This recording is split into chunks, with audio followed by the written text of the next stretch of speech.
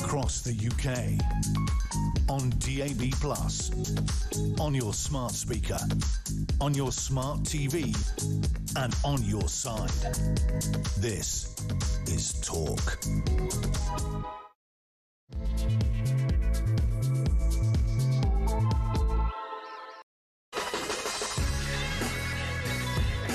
Good morning and welcome to Morning Glory. It's coming up to 3 minutes past 6. It is, of course, Tuesday, the 26th of August. It's the day after the bank holiday weekend. So for those of you who are rising slightly slowly, wondering if you're feeling tired or whether you're just getting a bit older and it seems to take a lot longer to get out of bed, never mind. You can stay in bed for a bit longer and listen to the sweet things that are going to come out of this show. Morning Glory, of course, the home commentators. Peter Blexy's here with us.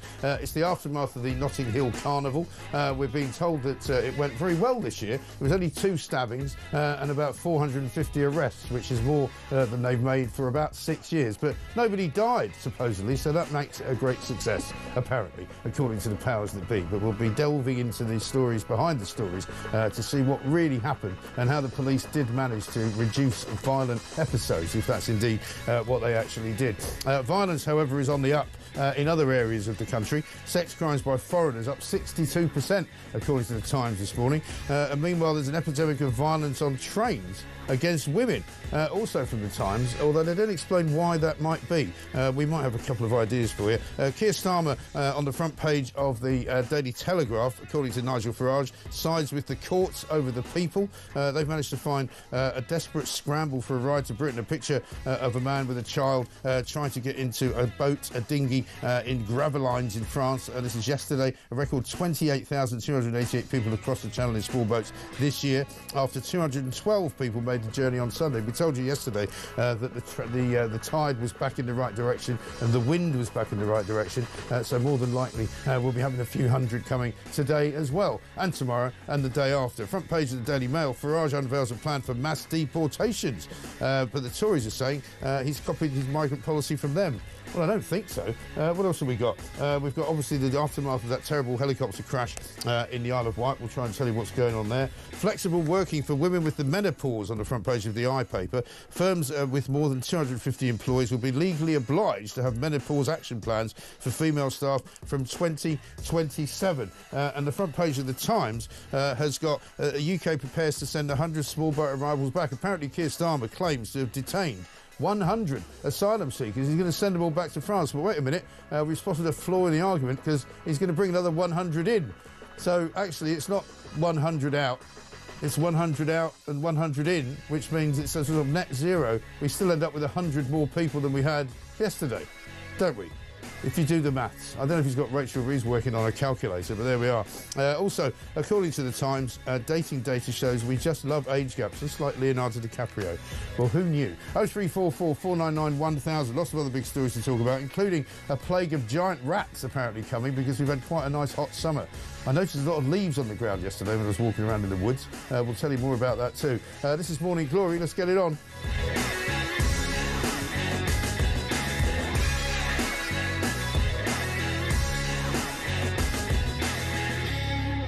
A very good morning to you, and a very good morning to Peter Blexley. How are you, sir? Very well, thank you, Governor. How are you? I'm very well. You're looking very dapper. Thank you. Always well dressed at this time of the morning. Best dressed guest, I think you should get the award for. It's been a busy old weekend. Notting Hill Carnival's been going on. I mean, I was watching the news last night, and it seemed to me that there was an awful lot of, shall we say, playing down of the crime that was going on, because it's now not the right thing to do, is it, to criticise the Notting Hill Carnival, because it's a thing of great British historical interest. And there are, of course, cultural sensitivities around it. Apparently so. So don't anybody ever tell the truth about it, because you'll get cancelled. All right? Cultural sensitivities. Yes. Don't tell the truth. Right. But the stats we've got this morning are not the full stats. Yeah. The Met will release theirs at about midday. Yes. Because the arrest figures that we've been looking at this morning were only up until around 8 p.m. last night. Now, any experienced Notting Hill goer will tell you that the violence tends to kick off after dark. A bit later. There's a bridge at the north end of Ladbroke Grove. Yeah, I know. And that tends to be where a lot of, shall we say, disquiet and disruption and violence often happens. So we might get a clearer picture at midday. But even so, What I think the figures that we will see from the Met might not give us is an accurate breakdown of how much crime has been recorded. Yes. Okay, it's fine to say 2 stabbings, and if nobody died, goodness me, we're supposed to celebrate that. Yeah. Every news report I read said that they were not life-threatening injuries, as if that's okay then. Yes. I mean, it's not okay to have stabbings at an event that is paid for by the public purse every single year, is it? No, it's most definitely not. And I'm going to get on to perhaps heaping some praise in regards to much of what the Met Police did, which will trigger the lefties. All right, while I'm at it, what am I talking about? OK, facial recognition cameras that were deployed. Yes. Last week, there they were, all the blooming lefty lunatics, human rights people banging on about how outrageous it was. Dystopian. Yeah, exactly, yeah. Well, actually, the Met lifted about 50 people, nicked 50-odd people through that facial recognition before systems. the event itself, right? Exactly. The thing that I found interesting, and I mentioned this yesterday when Rafe was here, they had a watch list of 16,500 people. I mean, that's an awful lot of people to be walking the streets of this country who are supposedly wanted for something. Oh, but it comes as absolutely no surprise to me, because what happens these days, if somebody goes to court, for example, charged with rape, and some lunatic judge has granted them bail, and they don't turn up, so they become wanted, you might think there would be a squad launched, and there might be some really robust, determined effort to try and find them. Unfortunately, because of the workload that detectives are under these days, what will inevitably happen is that those persons' details will be entered onto the police national computer, and the officer in the case will live in hope that they get arrested for something else. For something else, or they get spotted somewhere else. Yeah. And then, of course, that case can then be that's sadly the truth. But I mean, for those of us who are relatively law-abiding citizens, it's quite a frightening statistic. 16.5 people just around the Notting Hill Carnival. Yeah, exactly. All those thousands of people, and once you replicate that across the country, there are thousands, tens of thousands of wanted people out on the streets. They deployed facial recognition down my manor in Bexleyheath a few weeks ago. And you think, OK, well, fine. And they had successes down there, including somebody, funnily enough, wanted for rape and other serious crimes. There are wanted people amongst all our communities, virtually, the length and breadth of the country. But what the Met also did at the Notting Hill Carnival this time round, which was smart, they deployed drones with facial recognition camera capability. Very good. And you see, the Met and South Wales Police are doing this because there's no regulatory framework. There's no laws about the deployment of facial recognition. Parliament has just ignored it all. So credit where it's due. The Met have pushed forward with this technology, not only the development of it, but the deployment of it and the use of it, and it is taking wanted people off the street. And for that, I give them huge credit. OK, I'll take that. 423 arrests, as we know of. As you say, we haven't got the most recent. 52 of the arrests made using live facial recognition technology. It says possession of an offensive weapon, 46 arrests. Assaults on police, 32%. Possession of cannabis, 70. Possession of Class A, 32. Drug supply, 44. Violence with injury, 4. Other violence, 36. Sexual offences, 18.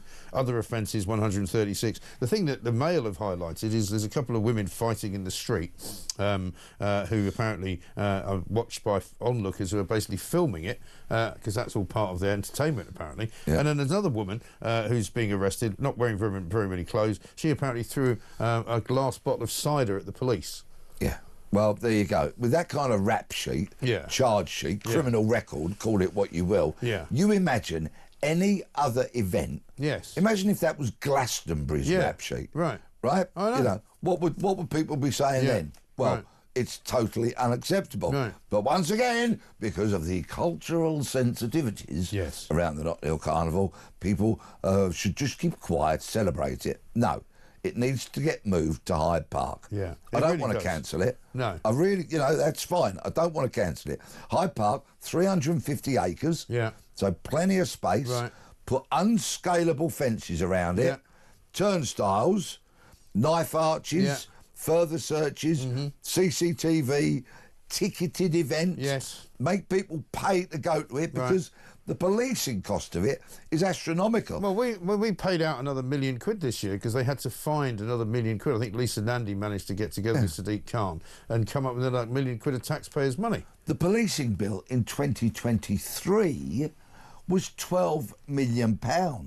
And the police deployed a lot more officers this year than they've previously done. 7,000. I think it was 5,000 last year. I'll stand to be corrected, but I think it was. If it maybe 6, even so, at least an extra 1,000 officers. Yes. Very expensive resources to deploy. Right. It will have cost a fortune. And as other people have said on this, leading up to this weekend, you know, the rest of London gets sort of neglected. So if you're a crook in the west of London, when the north of London or the south of London or the east of London, you're pretty sure there's not really cops anywhere. In fact, I saw a note from somebody yesterday. He said we always used to have a rave on the Hackney marches because there was no cops to come and tell us to shut it down. Yeah, there you go. There you go. And anybody who was unfortunate to become a victim of crime this weekend in any other part of London, I suspect they got a very light touch service. The other thing that people have pointed out is that there are not many other events where if there was a tent where you could go, if you've been sexually assaulted, that would ever be something that was a regular event either. Yeah, I mean, it is astronomical. Yeah. And I don't want it cancelled. I don't mind repeating that, but I do want it to be safer. Yes. I don't want this blood being spilt. I don't want this astonishing number of people being arrested. I want it to be a safer event because I don't like victims of crime being created. Yeah, and if you're a parent of a teenager and your teenager says, I fancy going to Notting Hill Carnival, what are you going to say? You're going to say no, aren't you? No chance. I've already had to say that. Whatsoever. Yeah, do not bother. Yeah, because you've got a very high likelihood of having a problem. We discussed it in something. We discussed it with our boys this weekend, 23 and 24. Yeah, and of course their inquisitiveness is getting the better of them. Yeah, and of course they're grown adults, so we can't stop them. No, but my wife and I, who have both policed it in the past, put forward a very powerful argument for them not going. I'm sure. Absolutely right. Let's have a look at how Sky News reports the Notting Hill Carnival, because it's not quite what we've just done. I've infiltrated the Extreme Carnival band, which is currently repping St Lucia. As you can see, it's all very chaotic. Carnival is now in full swing. I'm currently with this band who's got this amazing costumes. As I say, they're representing St Lucia. Today is Adults Day. Yesterday we saw the children's parade. Today is the day for adults to have fun and take part in the Carnival parade. A lot of people coming under the rope there. I'm not sure what the rope's for, but anyway. Yeah, I mean, I searched in vain for a piece in the Sky News sort of app as to what the number of arrests were, and there was hardly a word about it. Well, since my lads have returned home, I do not have exclusive control of the remote control. Okay, regrettably. So, you mean you've only got one television? Are you serious? No, there is one up in the bedroom, of course, but, you know, I wasn't tempted to go up there yesterday. And so one of my boys had put on Sky News. Yeah. Sigh.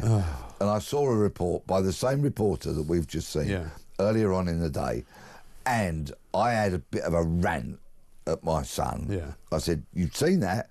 There was no word mentioned of the 140 arrests the previous day. Yeah. Not one word. No. It was utterly unbalanced reporting to the point I would say... Well, untruthful as well, I would call it. Yeah, exactly, You know. To the point almost of being negligent, because people should know about the number of arrests and the crimes recorded so they can then make a judgment as to whether they're going to go or whether they would let their children go or not. But I want to see, when the Met release their stats around lunchtime today, they're full of stats. I very much doubt that they will have exactly how many pickpocketing offences, how many other theft from person, how many robberies, how many sexual assaults, and what were they? How many rapes were reported? How many other sexual assaults? I want a breakdown of the recorded crime. I don't just want arrests and a breakdown of what they were nicked for. I want the recorded crime stats. Well, it's interesting, isn't it? Because along with those recorded crime stats, we've got some new recorded crime stats. And this was in the Times today. On the number of violent crimes against women and girls rose by 5% on trains in the year to March the 31st. The number of sexual offences increased by 10% in the same period. But it doesn't actually say, for example, particularly in terms of the violent crimes against women and girls. I mean, that could be other women and girls, presumably, couldn't it? I mean, it might not be. But, It could be. But they don't say, so you don't know. No, but I fear, and I suspect I'm probably right, that the overwhelming majority of those offences will be committed by men upon women. They don't mention men either in this piece, right? Also, the number of sexual offences on the rail network leapt by 10%, increasing from 2,437 to 2,670. Offences involving sexual harassment up by 6% to 1,950. This is British Transport Police Authority figures, but they don't say who's responsible for them. Yeah, exactly. But I wonder why that is. There might be a couple of reasons for that. One of them might be that there's a link to another story that we got this morning, which is that sex crimes by foreigners are up by 62% in 4 years. Who'd have guessed it, So put the two stories together and maybe you'd find that there's a common denominator, perhaps. Indeed, some crossover, shall we say. But there is a general reluctance, isn't there, by public bodies like the British Transport Police and possibly the Met, where they don't want to give you all the information, they just want to give you some of it, so that, you know, in case you get inflamed in some way. But of course now Yvette Cooper has said she has pledged to release nationality data and ethnicity data of people arrested. Oh, yeah. Which will be a very interesting development if we ever get to see it. This is the same woman who pledged regular updates on the people who've been detained on arrival in the UK, having come here illegally on small boats. And thus far, we've had no updates at all. Talk's cheap. Coming up, actually, we'll talk about the immigration situation, because Nigel Farage today is going to unveil a new reform kind of manifesto, if you like, on mass migration deportations, which an awful lot of people have been wanting to see for quite some time. And he's going to accuse Keir Starmer of being more in favour of the courts than he is of the people of this country. And I think a lot of people listening to this and watching this would agree. It's coming up to 19 minutes past 6. Celia says apparently the Notting Hill Carnival is a spiritual experience, so urinating and throwing up in people's gardens and murder is spiritual, is it? Well, apparently so. And wash your mouth out, Celia, because it's a great thing and you must protect it, because it's one of the great British pastimes is going to the Notting Hill Carnival, so I'm told. Anyway, maybe 20 years ago, but not now. 19 minutes past 6, this is Morning Glory, back after this.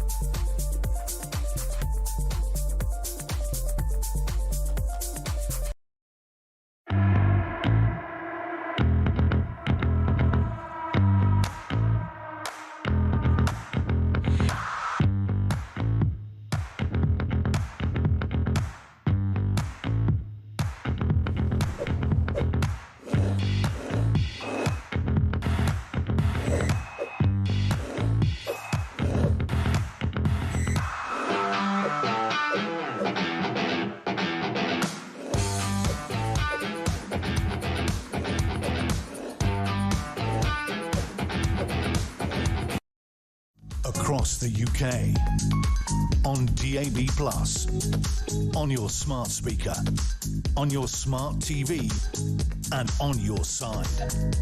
This is Talk. Welcome back to Morning Glory. It's 6:22. Peter Bletchley's here with me. We've got plenty to talk about this morning. Lots of front pages this morning, Peter, on the migration story. Obviously, the story that doesn't go away. Start off with the Times, I suppose, shall we? The UK prepares to send 100 small boat rowers back. You might remember it was around about the first week of August where they came out with this one in, one out nonsense, right? Shake it all about. Shake it all about, do the hokey-cokey, and you end up with still more people than you had before, basically. But they're claiming now that more than 100 asylum seekers have been detained for deportation to France. Now, they've never said how long they're going to hold them for. They've never said where they're holding them, where they're being detained. We've seen all sorts of ridiculous, sort of Home Office videos trying to make out that we're being tough on these people. But we know it's not working because I think during this same period, the TikTok migrant, you might remember from The Sun, arrives on a Saturday and by Sunday afternoon he's in a hotel at Heathrow. Yeah. So he wasn't detained. No. And most of them aren't being detained. And whilst the front page screams about 100 to be returned, right, it's complete dross. 212 arrived on Sunday. Right. OK, on boats. We haven't got... On one day only? Yeah. We haven't got yesterday's figures. Right. 79 the day before on one boat. These boats are getting bigger and carrying more and more and more of them. Yeah. The wind didn't blow yesterday. The Times is revealing that they saw 6 boats take off yesterday. Right. So that'll be another few hundred. Yeah.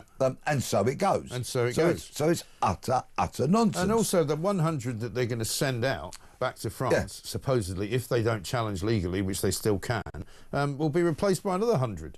Yeah. So it's not as if we get rid of people at all. No. The government is just lamentable about this and so many other things. And of course we had the announcement. I mean, the Times has got a lot of coverage about this issue today in various parts of it. Yeah. A lot of coverage about it, but of course including spouting off about the new plan that the government has to try and deal with extraditing people or sending them back to deal with the asylum application. Yeah. And the government says it's setting up a new independent professional body of adjudicators. Oh, yeah. Right? Yeah. Well, what kind of drivel is that? I know. All it is people who are going to just put through more and more and more and more. It's called an amnesty, isn't it? Going, granted. Stamp. You can see it happening. Do you know what's even funnier, though? Because I was listening to Jeremy Kyle yesterday, and basically it turns out that it was Labour who used to have a whole bunch of these adjudicators on a panel for immigration, and they made them all judges. They gave them the status of judges, and now they're taking it away. So it's literally, this is the judicial hokey-cokey, where they started off back at the beginning of the century as adjudicators. Yeah. Then they were judges for a bit. They haven't changed the people, and now they're going back to being adjudicators. What's the difference? And we all know some of these decisions that these judges have handed down, don't we? Yeah. Yeah, in you come, because your kid doesn't like and most of them, right, are working for refugee charities in their spare time. They're not like proper High Court judges who sit in, in some wisdom on a bench because they've been there for a very long time and you can actually trust their judgment to a large extent. Yeah. These are somewhat activist types, who have got an axe to grind. Let's have a look at what old Starmer told us about the groundbreaking migrant deal, one in, one out. So I'm pleased to announce our agreement today on a groundbreaking returns pilot. For the very first time, migrants arriving via small boat will be detained and returned to France in short order. In exchange for every return, a different individual will be allowed to come here via a safe route, controlled and legal, subject to strict security checks, and only open to those who have not tried to enter the UK illegally. Now, I don't know about you, but the phrase "in short order," right, is quite a specific phrase, and the definition of it is quickly, without delay. Yeah, well, it's not quickly, is it? And it's not without delay, so it's not in short order. No. So it's another lie. And of course, Starmer called this groundbreaking, didn't he? Yeah, it's not groundbreaking either. No, I call it mind-numbing because it's such utter drivel. It really is. You know it's not going to happen. No. You know this man, ideologically, is not driven to grip this. No. Because he's a former human rights lawyer. Yeah. And so he is enslaved to the European Court of Human Rights. Of course he is. He bows down in front of the European Convention on Human Rights. It is seared into his DNA, never to be removed. Yeah. So he will not do what needs to be done. And not only will it be Nigel Farage this morning speaking about how we need to extricate ourselves from these bodies and this convention, you've got Melanie Phillips writing a comment piece in the Times today as well, with the banner headline, "Scrap human rights law or boats keep coming." Well, there you have it. That's exactly right. Well, David Blunkett, former Home Secretary, has been also calling for the same thing, the suspension of the ECHR,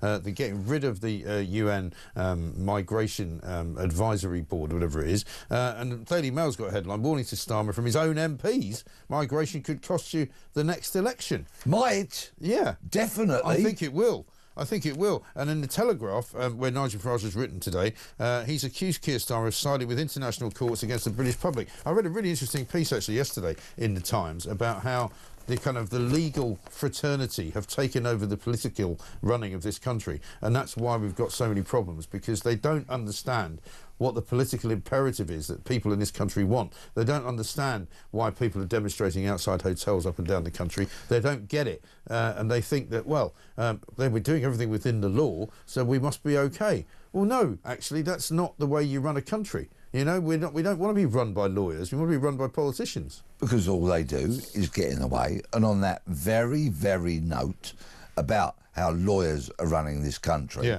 there's Max Hastings' notebook, again, in the Times today, sums it all up brilliantly in a line that as a result of the lawyers gripping the nation, we have become better at impeding things from getting done than at making them happen. Very good point. And that is so apposite to so many aspects of British life, particularly this migrant crisis. Exactly right. Nigel Farage, writing in the Telegraph today, says a reform government would launch Operation Restoring Justice, which would sweep away the ECHR and other conventions through an illegal migration mass deportations bill. This would create a legal duty for the Home Secretary to remove illegal migrants. Failure to do so would mean breaking the law. And he says that means that if you come to the UK illegally, you're ineligible for asylum. No ifs, no buts. That's it. This is what Australia did, Tony Abbott, all those years ago. And it worked. Yeah. But of course, is Nigel Farage and Reform, should they get elected, are they going to really grip the civil service? Yeah. Because therein lies so many of the problems within this country, because the civil service is heavily politicised. Especially the Home Office. Yeah, heavily politicised. And you'll remember the name Dominic Cummings, who wanted to try and get a grip on the power that the civil service wields.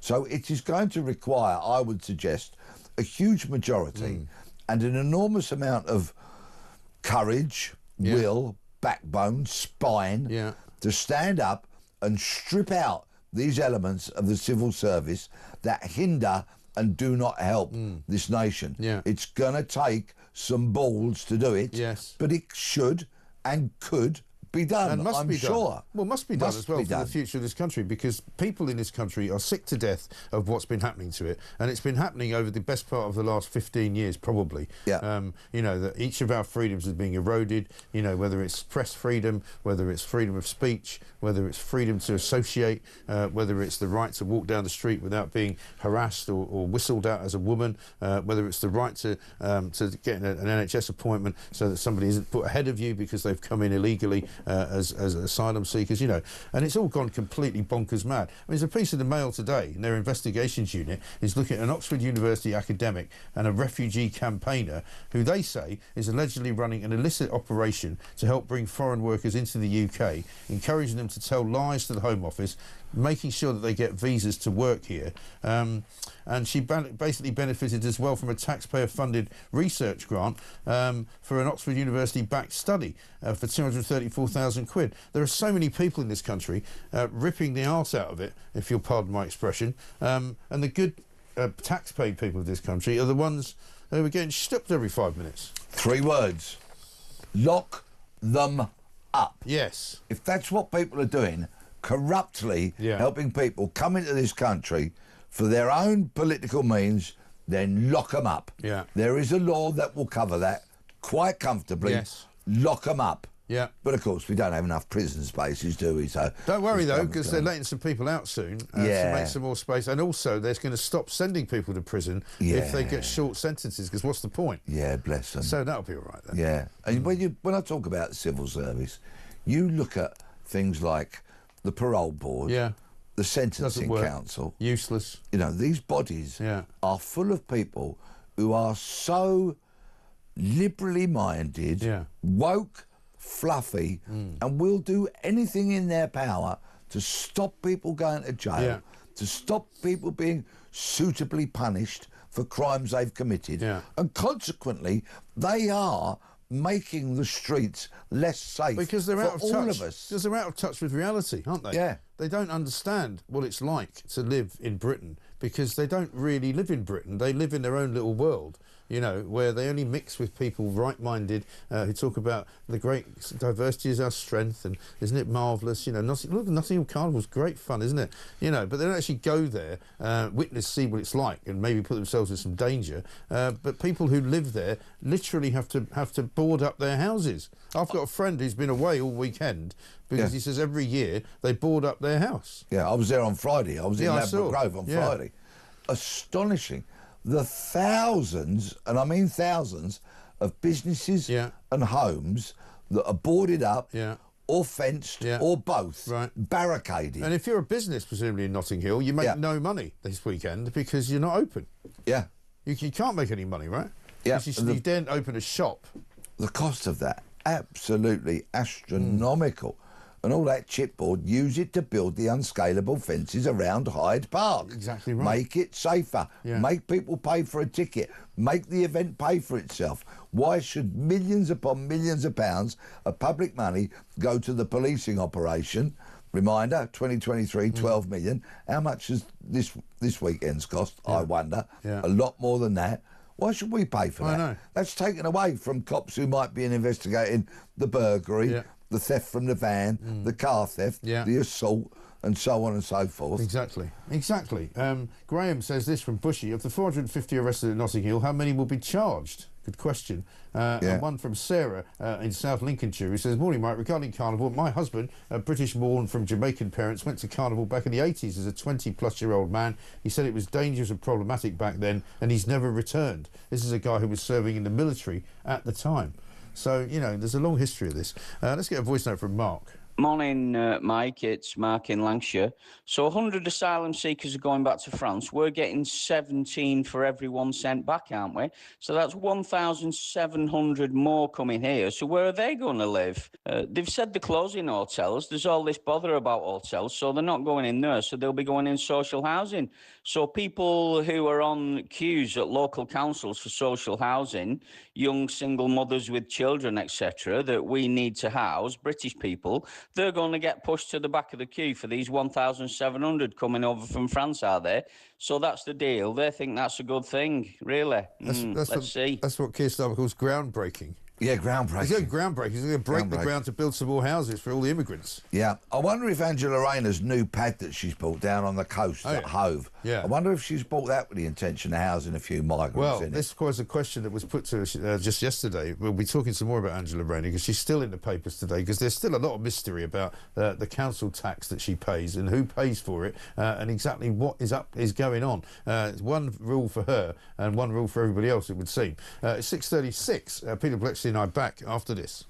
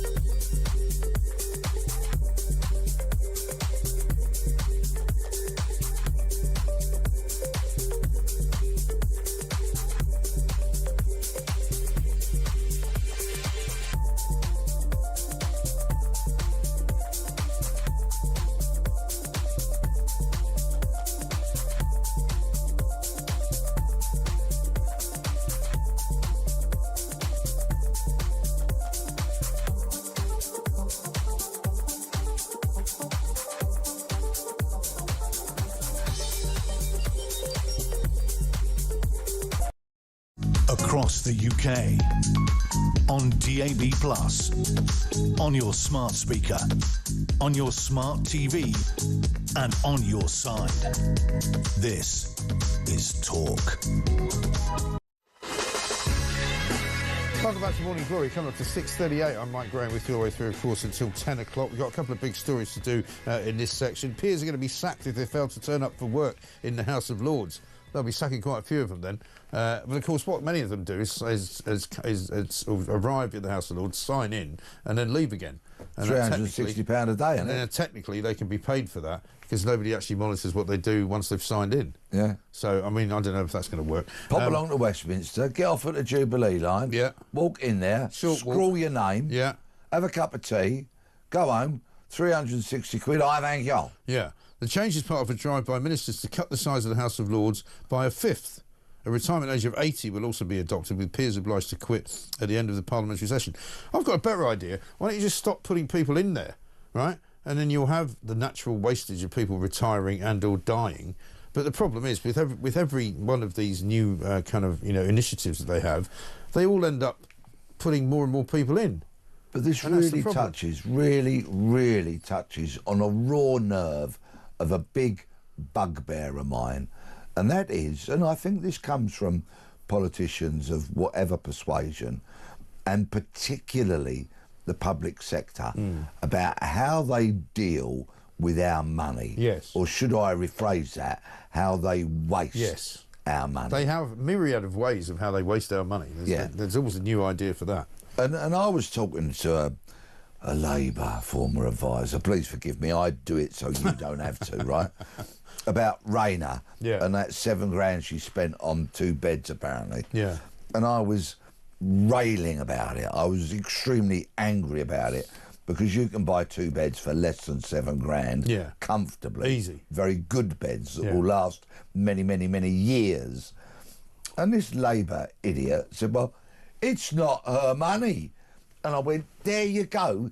That's the very essence of people who spend public money because they simply can. Yes. As opposed to dealing with every pound note as though it was their own money. Exactly right. And when you're in charge of public money, that's what you should be doing, whether you're in the police, the NHS, Parliament, local council. Yeah, but none of them do, you see, because none of them have had that discipline. They haven't worked in a business. They've only ever worked in the public sector. This entire Labour government have only ever worked in the public sector. Not one of them has done anything outside of it. They've either been councillors or trade union reps or, political advisors or whatever it is, but they've never worked in an actual business where you have to account for every single penny that you spend. But Rayner's obviously looked after her own dough because she's toddled off and bought 700 Well, there's a lot of questions around down that. in Hove, apparently. There's a lot of questions around that as to how, we were talking about this yesterday, how on her salary, which is quite substantial, by the way, as a senior cabinet minister, but it's not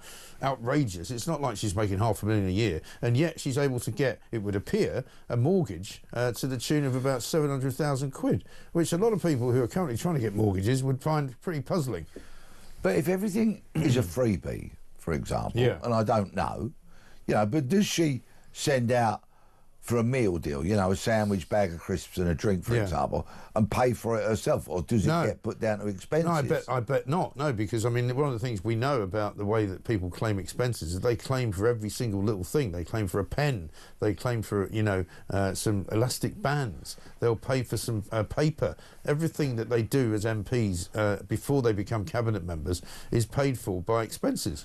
Now, you see, that's fine to claim for those aforementioned things if you're self-employed and you're a writer, so you need to buy pens, for example, But you claim it against your tax, right? Exactly. You don't claim it against the government's, money from the taxpayer. Exactly. So if, for example, some of these senior politicians in the cabinet, and it may have been going on for years, if they claim for everything, they're not actually spending any of their own dough, are they? No. So those big salaries that they get are probably going into the bank and nestling in there and staying that could be there, true. And they're not spending That it, could perhaps. be true. That's a good point. But the big question on the front page of the Telegraph today is about the council tax bill, because, of course, they've now introduced, thanks to Angela Rayner, a punishing schedule. If you have a second home, that you will pay double the amount on your council tax for that second home. She's claiming that her main residence is actually in Ashton-under-Lyne, which is up near in Greater Manchester there, even though it's 200 miles away from her office in London.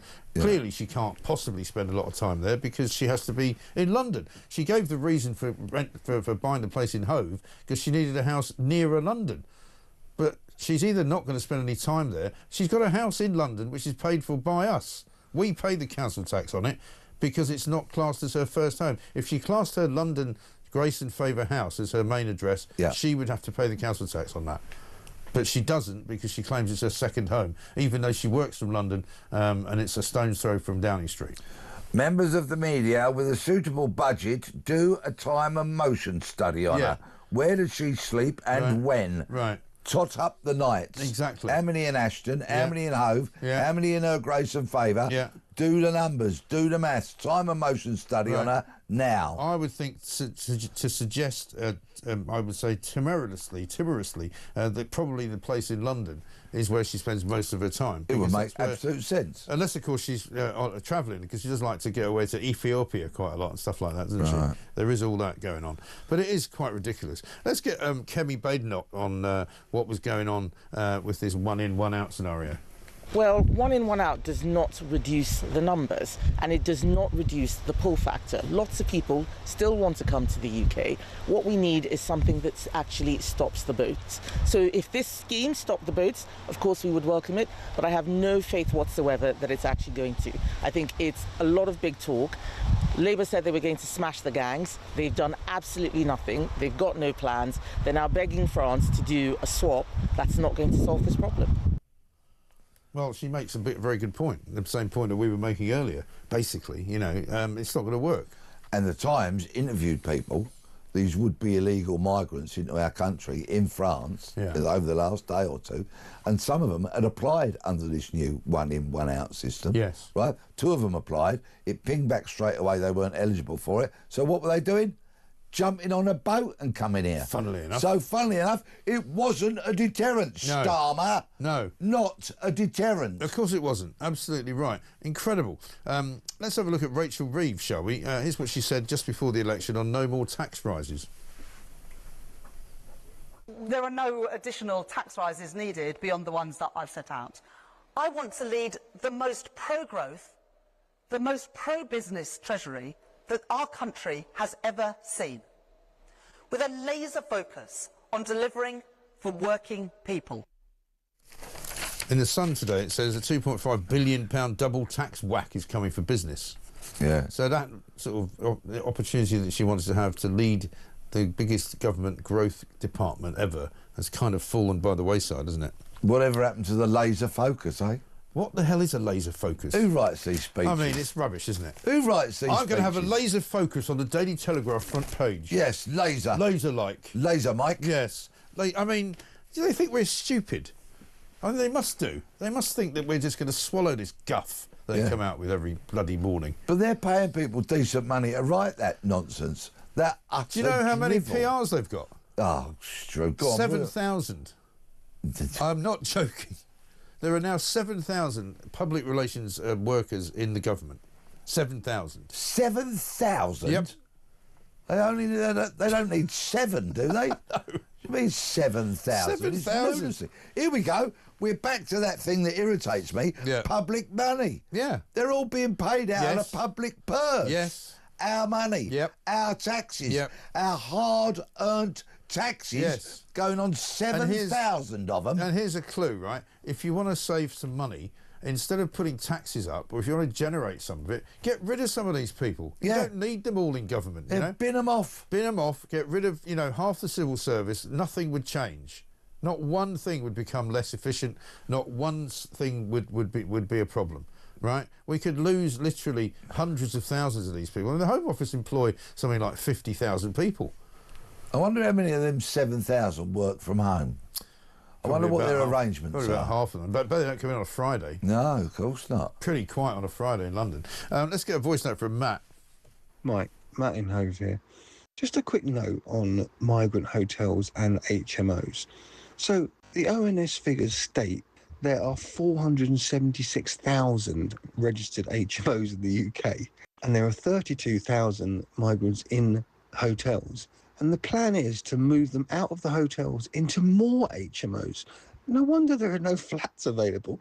Also, you're just moving the problem into the local communities, which arguably is even worse. It's like having a dog that keeps taking a dump in the living room, and all you do is move its business into your bedroom, and then it goes in there instead. And then somebody says, "Oh, you've taught your dog not to poo in the living room," and you show off like you're some sort of dog whisperer.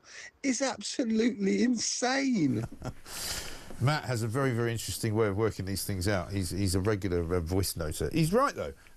You're not going to solve the problem, are you, by moving it from a hotel into a flat or a house in the middle of some town or other where nobody wants them? Exactly. The house next door but one to me has recently been sold. Oh, yeah. And I've no idea who it's been sold to. Interesting. I'm going to be keeping a very, very interesting And this is how the eye. rest of the country will be operating right now, because if they think there's bad demonstrations going on now outside of hotels, how do you think it's going to look when they're outside people's houses? Well, if I see builders coming to this house to start putting partitions up, you know how they do it. They divvy up a lounge and turn it into 2 bedrooms where you can put 2 people in each and all that and kind keep of an stuff. eye out for new appliances being delivered as well. Yeah. Because that happens. And a new fire door being fitted out the back and all that kind of game. Yeah. Then I shall be keeping a very close eye.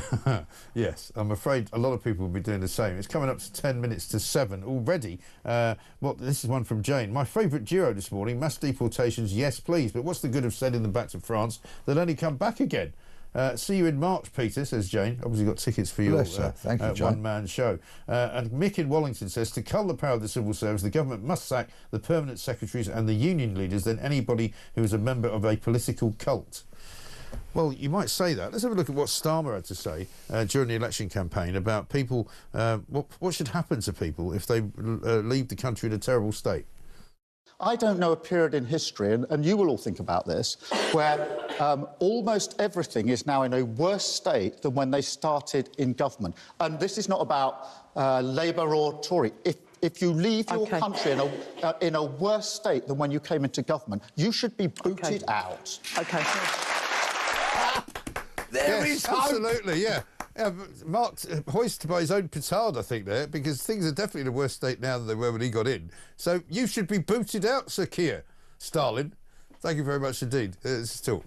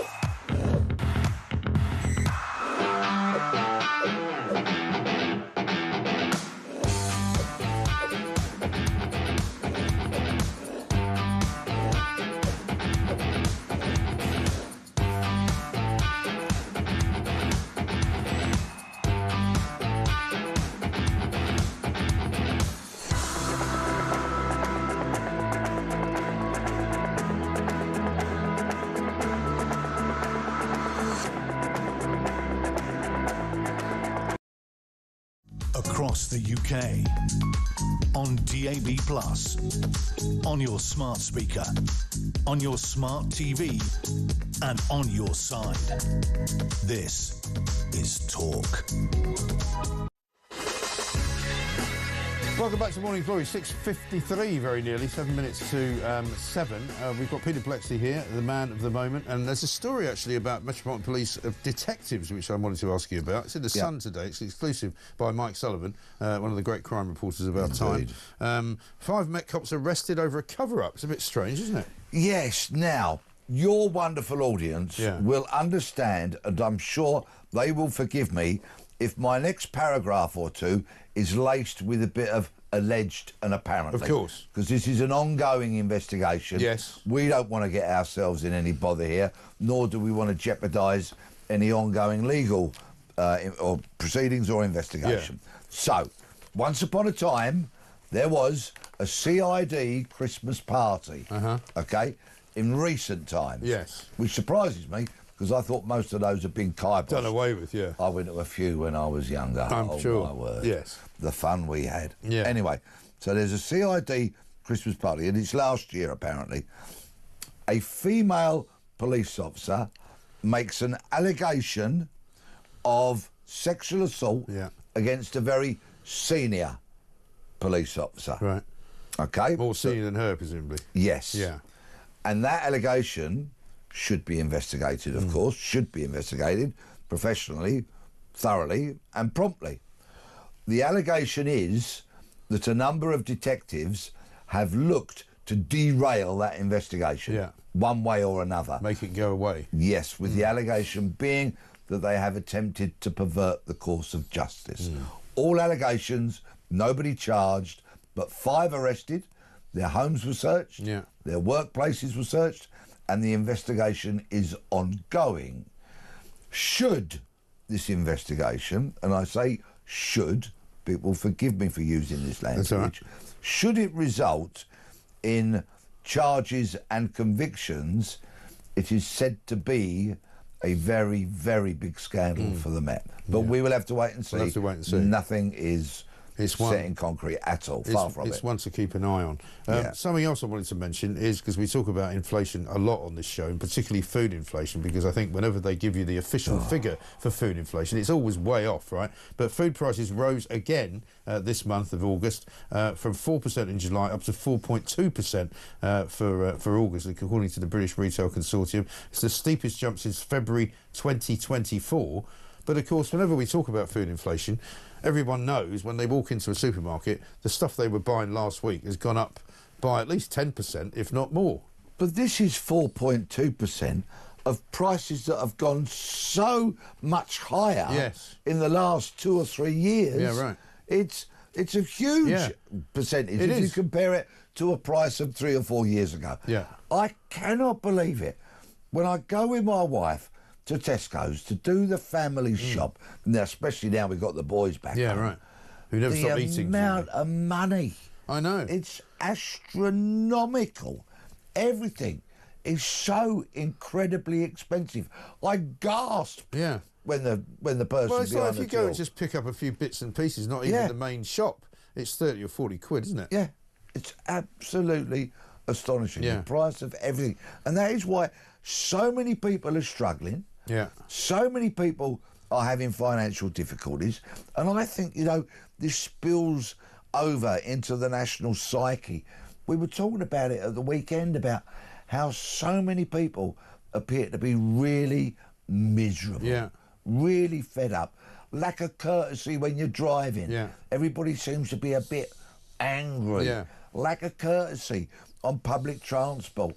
I think the psyche of the nation in so many ways is one of being fed up. Yeah, they are. Because apart from anything else, and it's not just the asylum seekers and the illegal migrants, but that plays into it, because they see all these people getting stuff for free, not least accommodation, food, being given half price, at the gym, or half price down at, we saw 40% discount on beach huts down in Portsmouth, if you happen to be a migrant.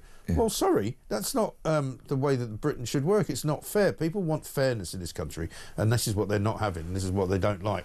Because you know what? A sense of fair play It's the very essence of being British. Yes. It's why we queue. It is. And we're famed for queuing. It absolutely after is. you, sir. After you, madam. It's why we open doors for people. Because it's born out of a sense of fairness. I get a bus home every morning. If there's a woman who turns up, technically there's no queue for a bus stop now, because it's kind of gone away. However, if I see somebody, an older woman or even anybody with kids or anything like that, I always let them on the bus first, even if I was supposedly there. It doesn't matter. It's just the way I was brought up, It's why and they always look surprised. Yeah, indeed, sadly. It's why, historically, miscarriages of justice get so much coverage in this country, because it goes against our sense of fairness, of fair play, of what is right, of what is just. Yes. That is, for me, the very essence of Britishness. And with each and every boat and each and every cotchel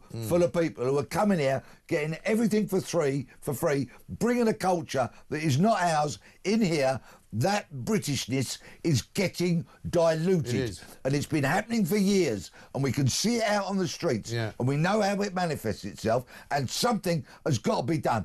And if Nigel Farage does not just have a plan, but can put that plan into action, then that will be very, very attractive to millions of people. Yeah, absolutely right. Just before we finish, let's get a quick voice note from Laura, who wants to defend Angela Rayner, believe it or not. Hi Mike, Laura here from Kent. Good morning, beautiful day as always, sun is shining. And I'm not a great fan of Angela Rayner, but I actually agree that her London residence is her second home, because it's a grace and favour residence. If she loses that job, she loses that residence. So how can it be her main residence? It can't. So actually, in this instance, I agree with her. OK, Mike, have a lovely day. Bye. No worries, Laura. Thank you very much indeed. Peter, thanks very much indeed. We'll address what you had to say in a bit. Peter Blexley, see you soon. We'll be back with more later.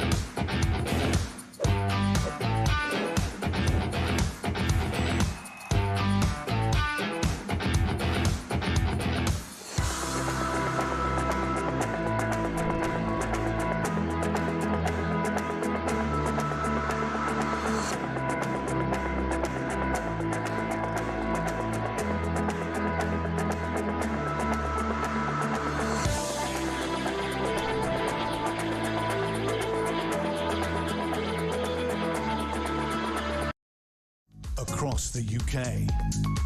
On DAB+, on your smart speaker, on your smart TV, and on your side. This is Talk.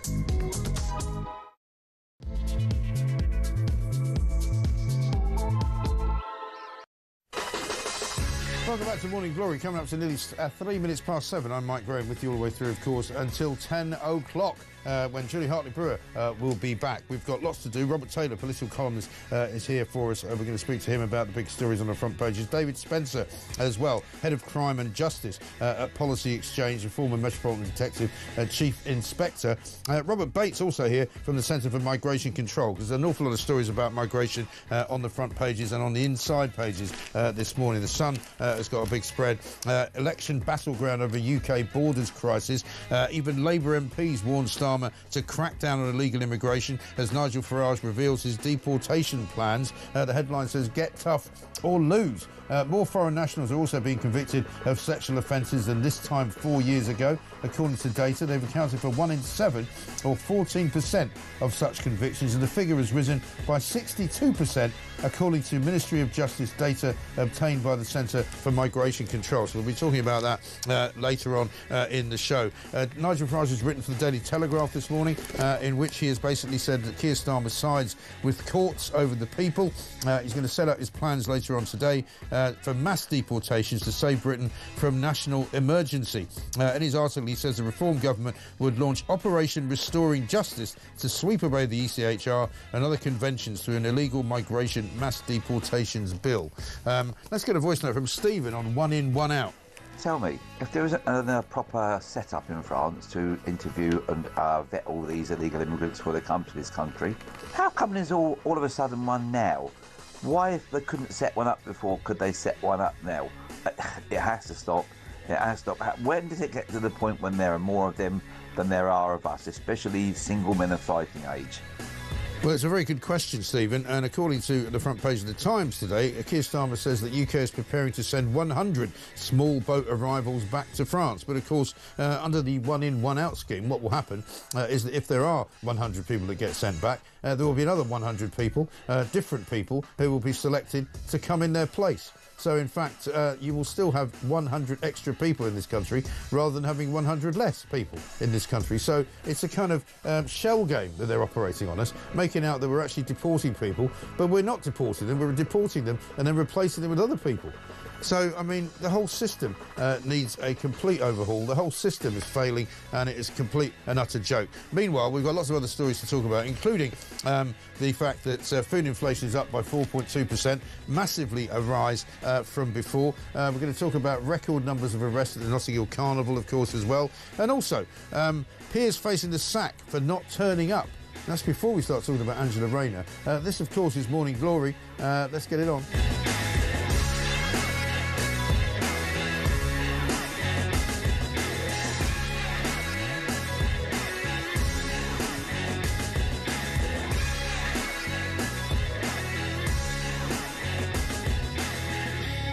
Welcome to Morning Glory, 6 minutes past 7. This from Papa Anderson. What the hell is Starmer talking about when he's saying leaving a country in a worse state? In 1997, the Tories left the best economy in Europe. In 2010, Labour left a £170 billion black hole, 250 billion in today's money. They left 5% inflation and 8.5% unemployment, whilst the Tories left in 2024 2% inflation, 3.9% unemployment and a mythical black hole of 22 billion, which has now been, of course, increased to 50 billion. The Tories endured COVID, an energy crisis and the shock of war in Europe whilst dealing with a massive black hole. What world does Starmer live in?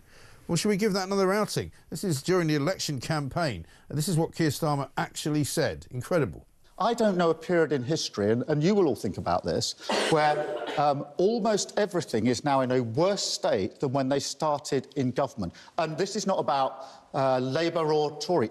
If you leave your country in a worse state than when you came into government, you should be booted out. OK. Yeah, so is the country in a worse state now than it was when he was elected? I think so. How about this from Mick? He says, food inflation example. I'm a pensioner. A couple of years ago, my small cod and chips was £6. Last week, the same meal cost £22 delivered. It's due to energy costs and Rachel from Accounts business taxes. The chippy is on the verge of closing. so much for Labour. Well, let's ask Robert Taylor, political columnist. Robert, very good morning to you. Good morning, Mike. I think you'd be hard-pressed to say that we're in a better state now than we were when Labour got in on July the 4th of last year, wouldn't you? Well, definitely. I mean, we had all those change posters behind Keir Starmer throughout that election campaign, and a lot of us said, well, we might get changed, but it'll be changed for the worse. And I think we've been proved right. We're a year on.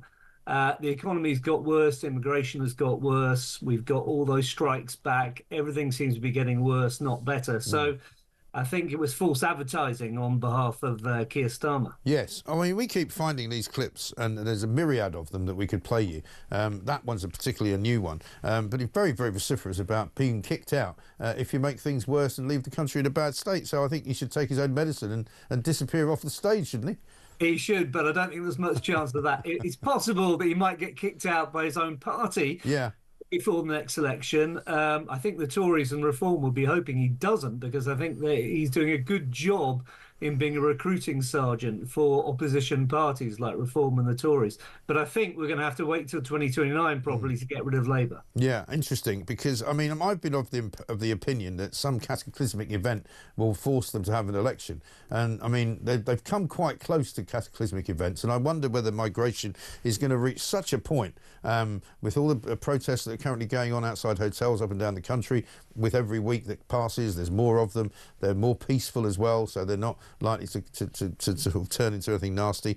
And migration really is now the thing that's killing inside his own party, isn't it?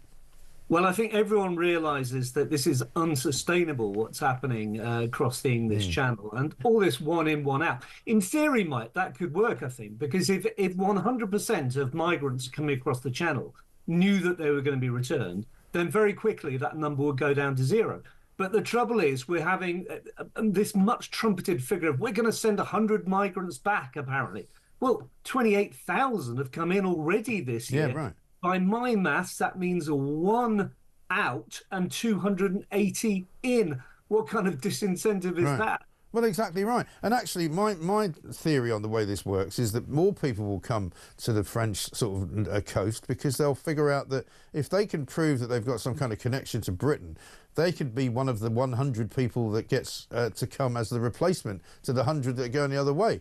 And in the end, it's still not actually 1 out. For 280, because it's none out, actually, because what you've got is everyone who comes in and who gets taken out again is replaced by more people, so you still end up with 100 more people. Indeed, and what we've seen actually since this policy was announced is that it has had no difference to the number of people trying to come across. Yeah. And I think that is because, Mike, a lot of people reckon it's such a soft policy. It shows that Britain is such a soft touch that actually the supposedly 1 in, 1 out, that is nothing of the sort, actually encourages people to come across thinking, well, the Brits aren't taking this seriously at all. Right, exactly. And they've still got a pretty good chance of making it through the system into a hotel. I mean, I mentioned this quite a lot. You know, after they announced the 1 in, 1 out scheme, which was around about the beginning of first week of August, but that very first weekend, when they claimed to have detained some people, they didn't tell us how many. They're now saying it's 100, but I don't know. The TikTok migrant, you might remember from the front page of The Sun, he was a guy that came in on the Saturday afternoon, and by Sunday afternoon he was ensconced in the Crown Plaza Hotel at Heathrow. So he wasn't detained. They didn't stop him. No, and this is what the message that's going to all these migrants is that if you come across, there is almost virtually no chance of being sent back. You get a nice warm welcome, so it's worth risking your life going across the Channel. And by the way, I think that is an important point, Mike, that we are encouraging people to risk their lives across the Channel. Right. And when they drown, as many of them have over the last few years, I wonder if those people with migrants welcome posters feel that they got blood on their hands. Well, I think they have. And you know, for a long time, the Tory government was saying that anyone who encourages it is actually, you know, encouraging death and encouraging horrible things to happen to people, particularly the weaker people, because what seems to happen now is that it's women, perhaps very rarely, who are on these boats, but it's the women and the children who are the ones that suffer. I mean, there's pictures on the front pages this morning of a couple of parents carrying a child, one in the water. I mean, for me, that's child abuse. You know, you're literally taking your own child, putting your child's life in danger. future. Although I would say that these boats are now a lot safer than they used to be, you know, and the times when they do capsize and terrible deaths occur are fewer and fewer. They are, and that's obviously to be welcomed, because no one wants anyone to overturn in the channel, and least of all lose their lives. That's awful. But that is the risk that people are taking, and it's the risk we encourage them to take, with all these people going around saying migrants welcome, and human rights lawyers saying we'll do the business for you if you can just get to the UK. If you get to our shores, we'll help you. Well, that just encourages people to take that horrible journey. But we've now got an interesting situation where you've got Nigel Farage making a speech this morning, writing the Telegraph as well, saying that we've got to do away with the ECHR, other conventions as well. They're going to pass a bill, if they get into power, the Illegal Migration Mass Deportations Bill, where he would do what Tony Abbott did in Australia, which is to say to anyone who comes illegally, you will never get asylum in this country, and there is absolutely no point in you coming, we'll deport you straight away. Similar things being said by David Blunkett, former Home Secretary, in the last Labour, or in one of the last Labour governments. Yeah, and I think what all these people recognise, including, I think to be fair to them, the last Tory government knew that we needed a deterrent. That was what Rwanda was all about. You cannot smash the gangs, because there will always be other gangs. If there is millions of pounds on offer to get people to come across the channel, there will always be criminals there ready to make that buck and ready to facilitate that journey. So the only way to stop this is to deter the migrants for spending the money in the first place. And Ascension Island, we've heard Nigel Farage talk about an Ascension Island detention centre, or a centre where these migrants will be applied. I can tell you, I've been to Ascension Island. It's a barren rock, thousands of miles in the middle of the Atlantic Ocean. It is the last place on earth anyone will want to go to. I reckon that would be some kind of deterrent. Yeah, because the only thing on it, as far as I can tell, is a runway, isn't it?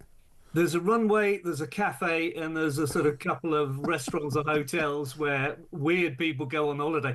But I can promise you, you would not want to be detained there. As long as you weren't one of them, that's all right. What do you make of this Angela Rayner story? Because it carries on for sort of day 3 today.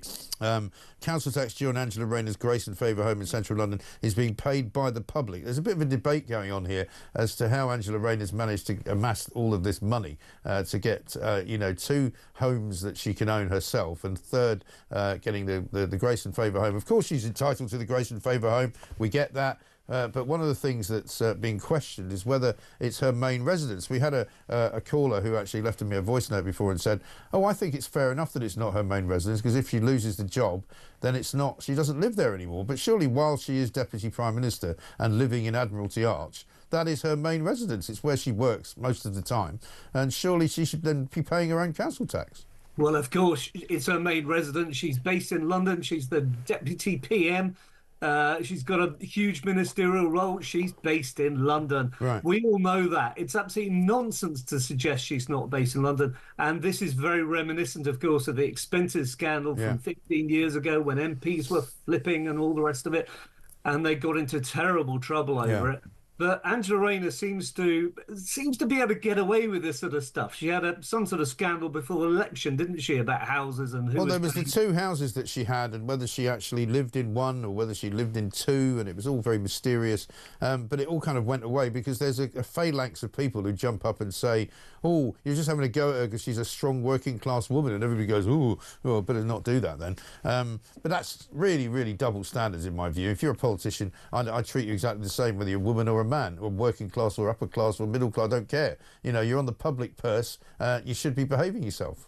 Well, of course you should. And I think maybe she was emboldened by what happened before the last election and thinks, well, I can get away with stuff. You know, ultimately, my standing is so high in the Labour Party that they'll never get rid of me. The public don't seem to mind that much. I can get away with it.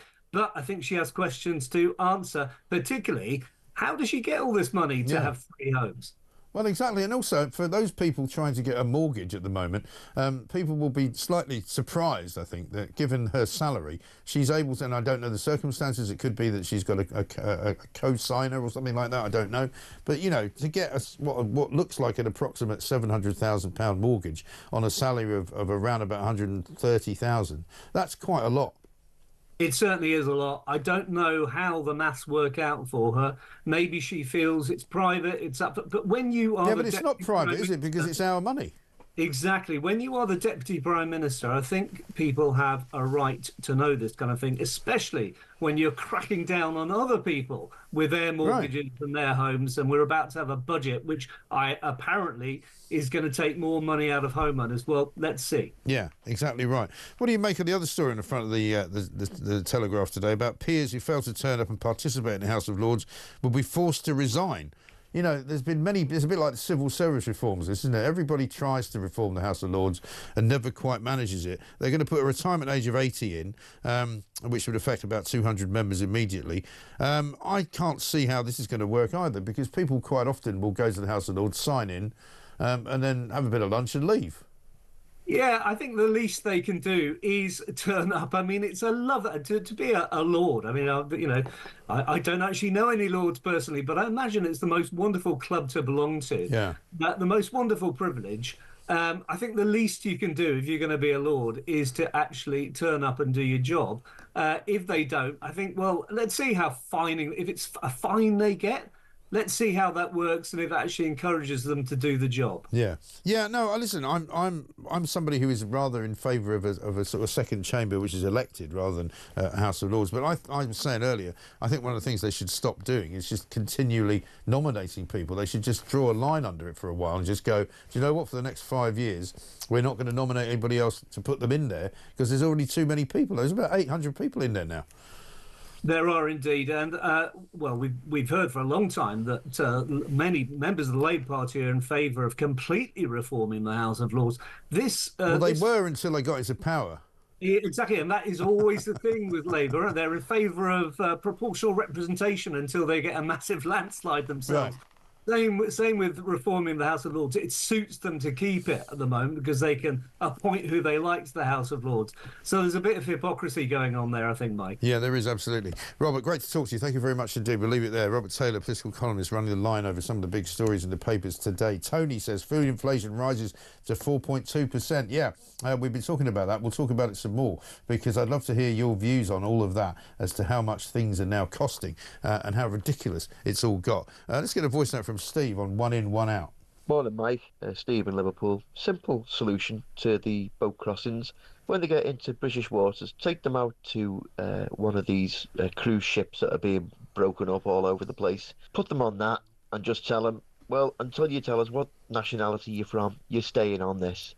Basic rations, porridge, dead simple. Don't let them get here onto the land. There you go. Problem solved. Steve, it's a great point. I've said this many times before. In fact, I've been saying it for years, probably since about 2021.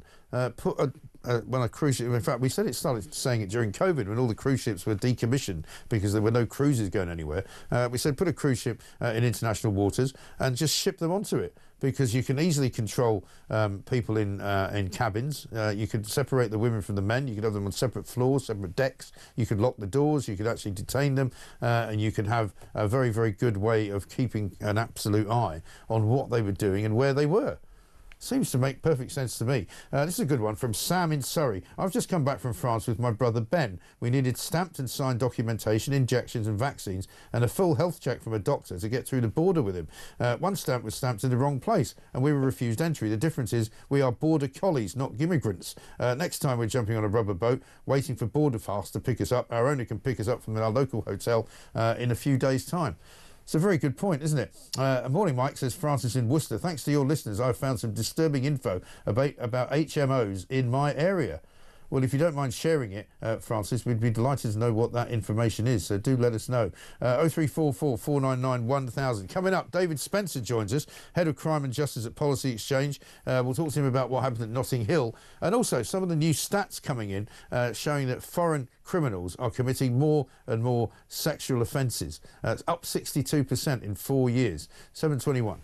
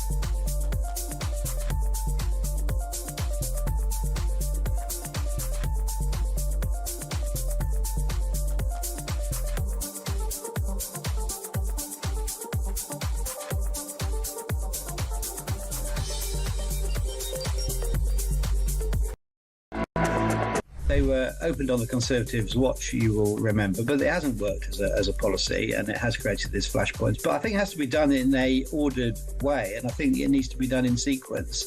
And if you're going to do it over 4 years, it has to be done properly. And I know it looks bad. I know people are angry at saying what the heck is going on when you're saying one thing, but it looks like you're doing something else. But it has to be done in a proper, organised way, because that's how governments have to work. But by the end of that 4 years, they also have to abide by the rule of law.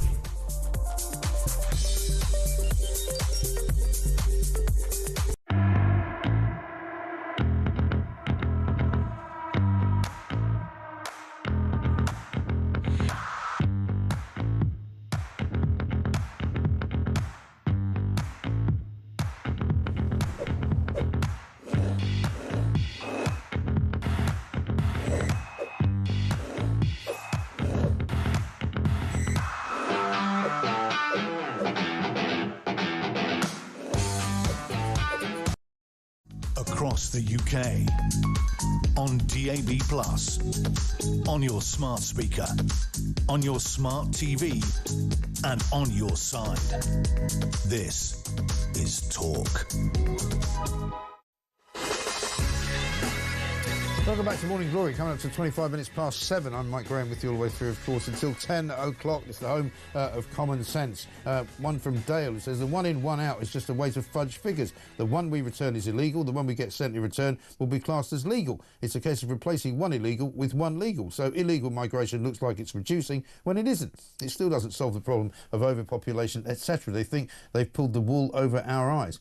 Well, I do wonder, Dale, whether they think we are that stupid, because a bit like the way that Sky News and the BBC were reported in Notting Hill Carnival yesterday, they're trying to make us believe something that we can't see with our own eyes, and tell us that something we can see with our own eyes isn't actually happening. Let's talk to David Spencer, Head of Crime and Justice at Policy Exchange, former Met Detective Chief Inspector. David, very good morning to you. Morning, Mike. Good to see you. Good to see you too. I was watching with some incredulity yesterday the coverage of the Notting Hill Carnival, which to all intents and purposes you would think is a crime-free zone. You know, as far as the BBC and Sky are concerned, it's all about colourful people and great sort of costumes and amazing music, and it's great food, and you never mind the 450 people who got arrested, or the 2 stabbings, or all the sexual assaults and all the rest of it. What's going on? Well, I think the first thing to say is all credit to the Metropolitan Police this weekend. As far as I can see, based on the information that's come out over the last couple of days, they've done a sterling job, which is hugely, hugely challenging policing operation. So 14,000 police officer shifts, 7,000 officers deployed over the course of the bank holiday weekend at Notting Hill Carnival. It's worth remembering as well, those 7,000 officers don't come from nowhere. They come from other parts of London, which are getting less policing in reality. But the police deployed live facial recognition. They deployed drone camera technology, as well as all these officers. The Met did a pretty sterling job this weekend, and that's one of the reasons that we're able to see the amount of serious violence down this year compared to last year.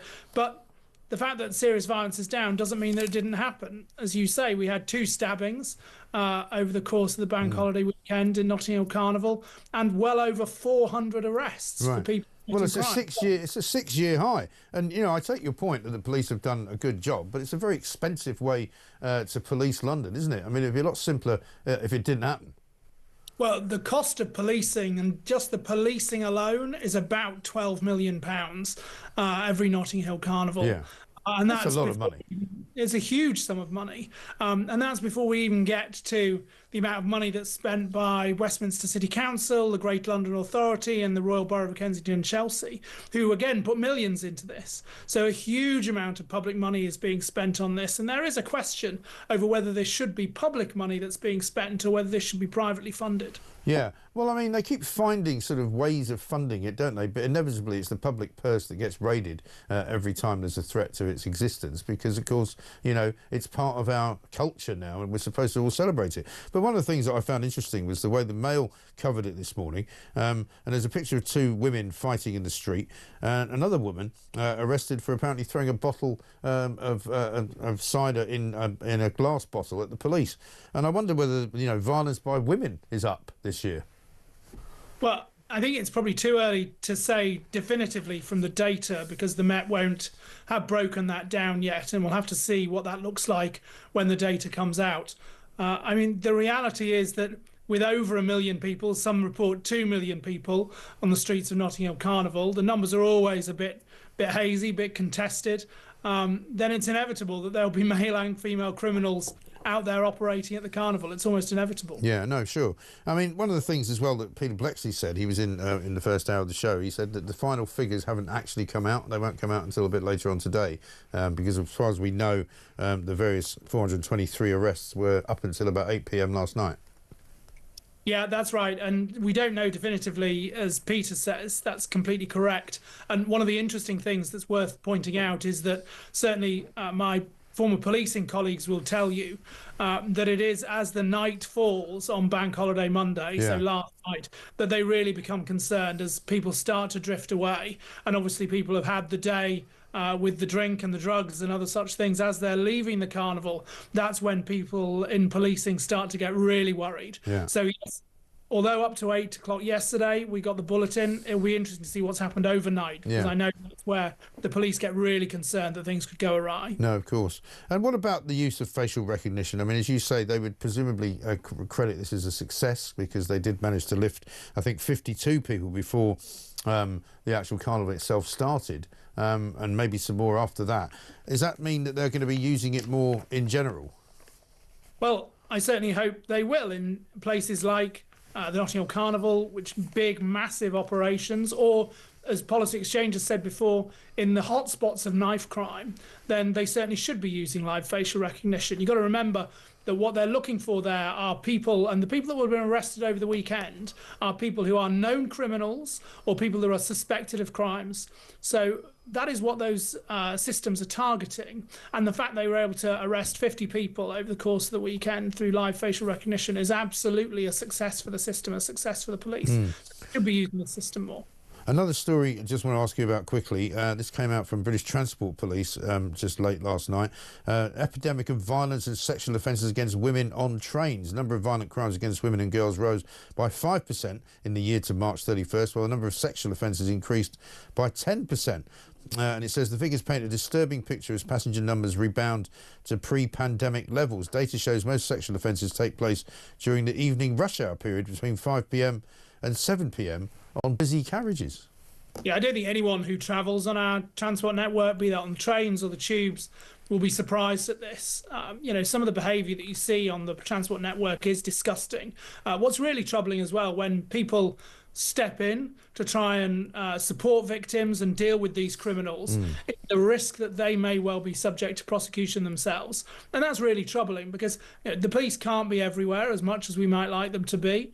The police can't be everywhere. And so therefore, honest, good members of the public stepping in is sometimes going to be required. And the idea that they may be prosecuted or subject to some kind of investigation is really troubling, I think. Yeah. Is there some reason why you couldn't put facial recognition on transport then?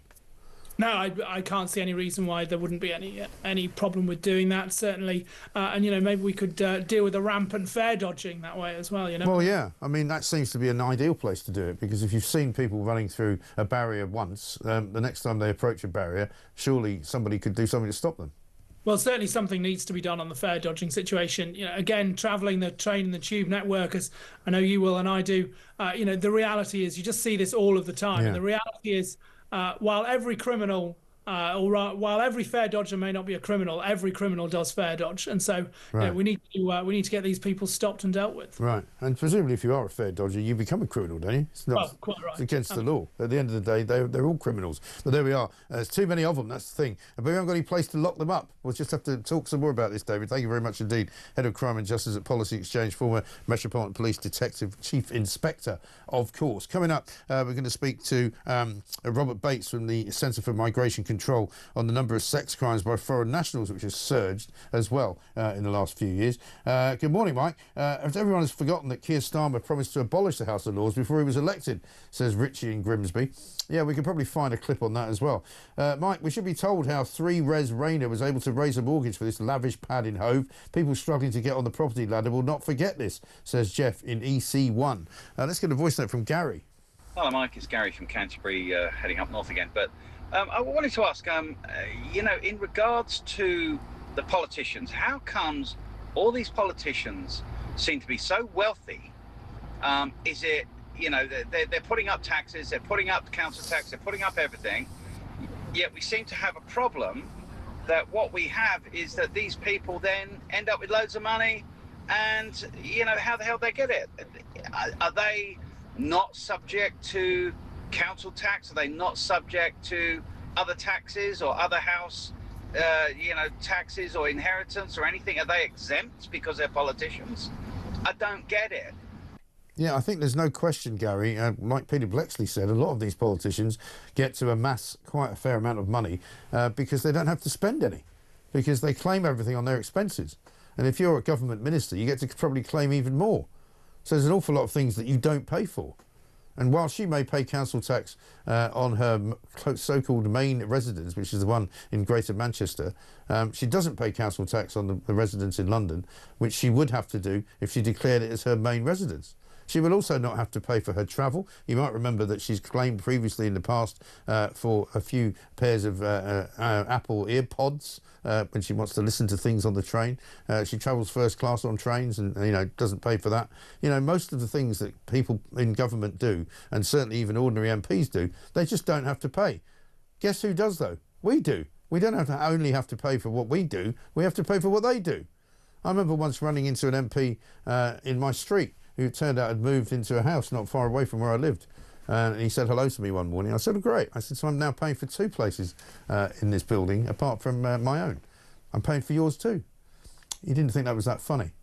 And then he didn't get re-elected, funnily enough, so he's not there anymore. 7:35.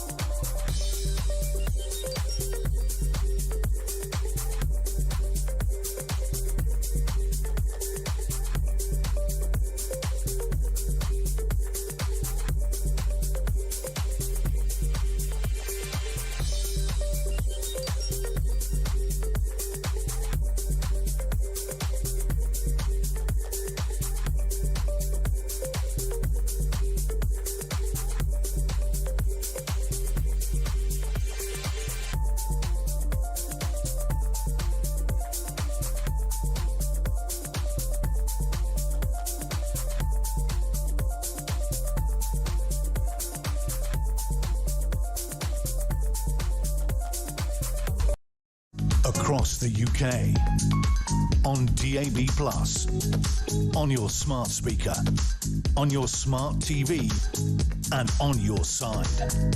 This is Talk.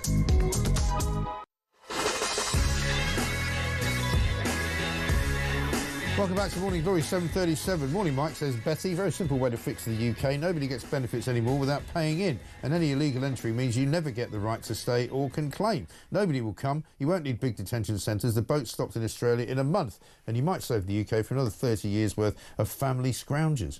Well, that may well be. Let's get a voice note from James. Morning, Mike. It's James from Blackburn. Come on, Mike. That can't be true. 7,000 PRs working for him. I've seen all their public relations stuff they put out. It's all utter cobblers.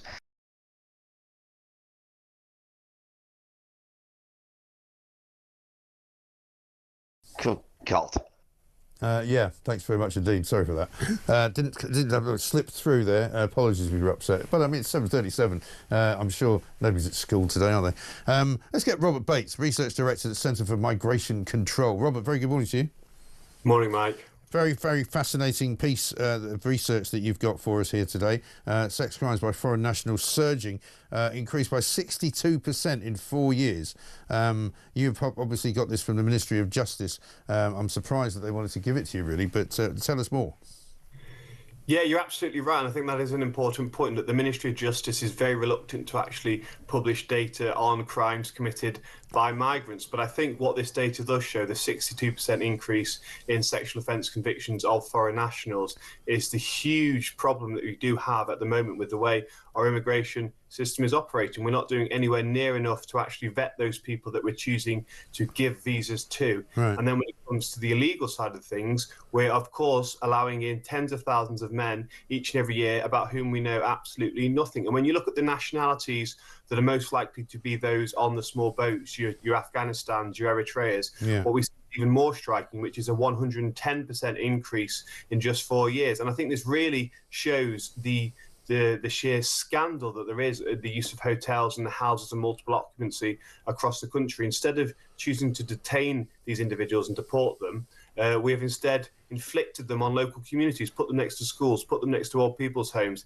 And this is really why I think we've seen such unrest over the last couple of weeks, because of course it's awful to see your nation's borders eroded, and of course it comes with huge costs. But I think most importantly, really, for many people, is the sheer lack of security that having these people in their communities brings, the sense of uncertainty and the sheer change and transformation in the face of your town. So I think hopefully this data actually starts to focus some minds and make people realise that, you know, they're not all sort of engineers and astrophysicists, but many of them are actually coming and causing a lot of harm to the British public. And we've also been told this week that the Home Office has been sending out information to the hotels who are housing migrants currently, that they will also now soon have to house foreign criminals, people who may have served time in prison who have been released on licence. They'll now have to be put up in these same hotels. Yeah, absolutely. And I think that's another big problem, which we simply aren't deporting those migrants that are committing crimes. We've now got a record number of foreign national offenders who are eligible for deportation, but rather than actually being sent back from whence they came and put on a plane, they're actually being reintegrated into communities. And, you know, I can't think of a single voter that would feel comfortable about that state of affairs. There's a very clear action that can be taken when a foreign national commits a crime. It's something that we can't do with a British sex offender. It's definitely something we can do with someone that's come from another country, which is send them back. And unfortunately, that's something that governments now have started to fail increasingly at. And the headline figures of removals are, you know, very, very low compared to where they were historically. And then the result is that we have tens of thousands of people now who have committed heinous crimes, received a custodial sentence of 12 months plus, and then been put back into the streets probably where they committed the crime. So I think it's an absolutely ridiculous situation. And it shows really the human rights problem that we have in this country, the immigration tribunal problem that we have in this country, and really actually malaise amongst politicians, which is the biggest problem really. There's been a lack of political will for far too long to address the huge problems that we're seeing. Yeah, and of course now we've got the prospect of many of these people coming out of hotels, being moved into HMOs, houses of multiple occupancy, in residential streets up and down the country. And people keep saying to me, there simply isn't enough room for all of them. There absolutely isn't. We've got hundreds of thousands of British people in this country that are on waiting lists. There's one area of the West Midlands where there are 17,000 individuals on a waiting list that they're told they might have to wait up to a decade to actually get their hands on a home, whereas 1,000 or so illegal immigrants have been sort of fast-tracked, as it were, into these communities. They're not always put into hotels, and as the Labour Party are very keen on saying, they're trying to bring down the number of hotels. But what that really does mean actually is that the housing stock ends up getting taken up by these individuals, and really actually it places the problem more central to the everyday life of British people. You know, they are now living next door to people who haven't been vetted. We only know and have identification of about 4% of the people that come across on small boats. So the vast majority of these people are people that we don't know anything about, literally anything about. We don't know their criminal record history, whether they have been sent from a terror cell. We simply don't know. And yet the government, if it's going down this HMO route as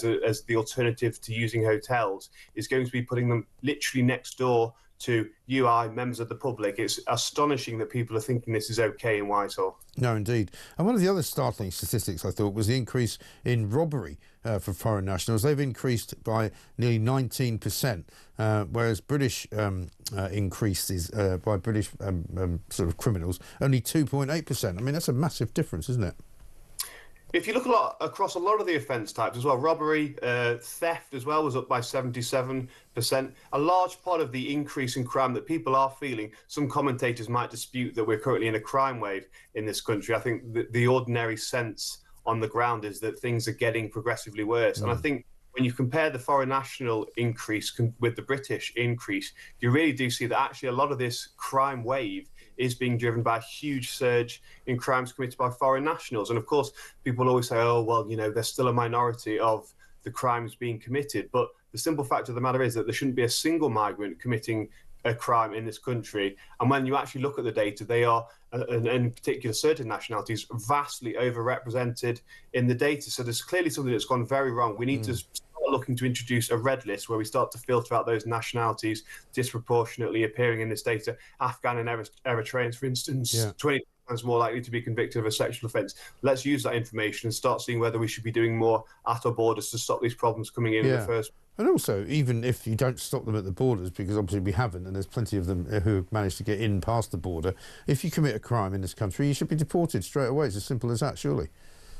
I think so. I think that's absolute common sense, and that's where the majority of people will be. At the moment, we have a very high threshold of a one-year custodial sentence. That is coming down, but I don't think the custodial sentences are enough, really. I think we also need to be looking at some of those more serious community services, suspended sentences, well, because, of course, many offences, actually, the vast majority of offences aren't dealt with custodial sentences. And you see some of the stories of, maniacs committing heinous crimes and only being given a kind of 300-hour community order. You kind of think, well, actually, I'd probably rather he wasn't here as well. Just because he's not been put behind bars doesn't mean he's got a valid place to sort of be an upstanding citizen or claim to be an upstanding citizen in this country. So let's see what happens. I don't think the Labour Party are going to go far enough on this, though. No, I suspect they won't go far enough in any of it because they talk a good game, but of course they don't actually manage to fulfil what they said they were going to do. Robert, good to talk to you. Thanks very much indeed. Research Director of the Centre for Migration Control. Let's go back to that clip from Keir Starmer. I'm going to keep playing this because it's great. This is during the election campaign where he talks about what should happen to organisations and or political parties that mess up the country. I don't know a period in history, and you will all think about this, where almost everything is now in a worse state than when they started in government. And this is not about Labour or Tory. If you leave your country in a worse state than when you came into government, you should be booted out. OK, let's go then. Get the removal van round to Downing Street straight away because obviously Keir Starmer thinks he should be booted out for screwing up the country. Let's get a voice note from Lee. Morning, Mike. It's Lee. Starmer's back from his holiday. He's back in Downing Street, and this week he's going to talk about his plan for change, and he's going to address the £50 billion deficit. That means he's lining us up for tax rises. He's also going to appoint a chief economic advisor. He don't need to do any of that. I can do it for him. Get rid of Rachel Reeves. She's a waste of time. All the best. Yeah, I mean, you could do a lot worse than just put anybody in charge, anybody but Rachel Reeves, although I see that she's in trouble already because she's hired a new economic advisor who apparently has got some links to a lobbying group that's been lobbying on behalf of Thames Water to be taken over by a Chinese company. And according to some Tories, it's a massive conflict of interest, so we'll see how that one goes. This from Diane in Oswestry. What did I do on my bank holiday? I sat in the sunshine in my garden and I read the legislation that my council hold power of. Today I'm meeting with likewise constituents who are fed up paying council tax for migrants to live like lords. We need to take control of our local councils now. They are complicit in this nonsense and it ends now. Absolutely right. Well done, Diane. Coming up, we're going to be speaking to Mr. Pothole. Mark Morell is here. He's obviously going to be talking about pothole-related breakdowns, which have also jumped 9% between April and June. So they're not fixing the potholes. I'm pretty sure we could probably find a video of Keir Starmer saying he was fixing the potholes. Remember when he went to that factory or he went to some garage or something? We'll see if we can find that one for you. 7:47.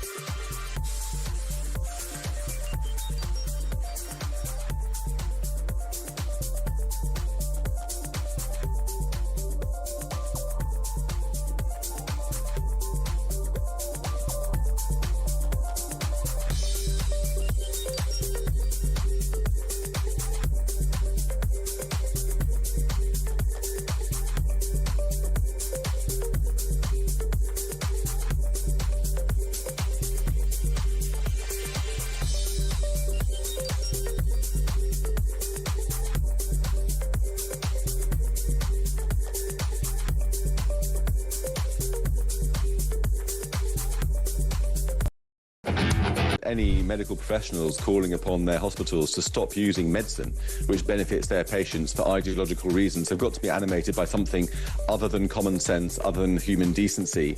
And look, if they're seeking to expunge all of Israeli products from the health service, that's a big job. Israel invented the stent, for example, which is a life-saving heart operation, a bit of equipment. Yeah, my daughter's stents, they helped him. He had a heart attack, he had stents put in. I'm sure many of our viewers and listeners have the same thing. I mean, Exactly. There are huge contributions.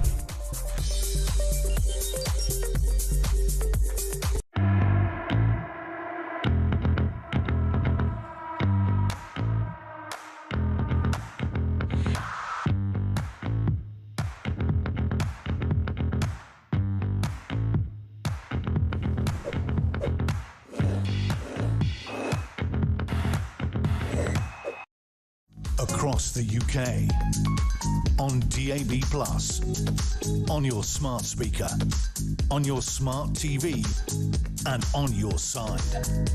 This is Talk. Welcome back to Morning Glory, 7:49, very nearly 10 minutes to 8. Coming up, we've got lots more going on. In the next hour, we're going to be talking about more trouble for Keir Starmer because, of course, Ryan Sabey's here, Deputy Police Editor of The Sun, and they, like every paper this morning, has got a lot of stuff from Nigel Farage from Reform and his unveiling today of a strategy for mass deportations. Jay from London says, everyone's talking about when Nigel Farage gets into power, he will sort out our problems. But what people forget is we will have to wait 4 years for that to happen. This illegal migration problem needs to be tackled now, not 4 years from now. Whichever government wins the next general election will have to deal with the exponential numbers reached in the coming years. Well, there's a good point to that. I don't see any particular suggestion that Keir Starmer is going to get with the programme and fix anything. He doesn't seem to have a clue as to how to do it. He doesn't really seem to have a clue how to fix anything. I mean, it wasn't that long ago. He was telling us this about potholes. This is pothole damage. You can see it, yeah. Hit a pothole and it just ruins the sidewalk.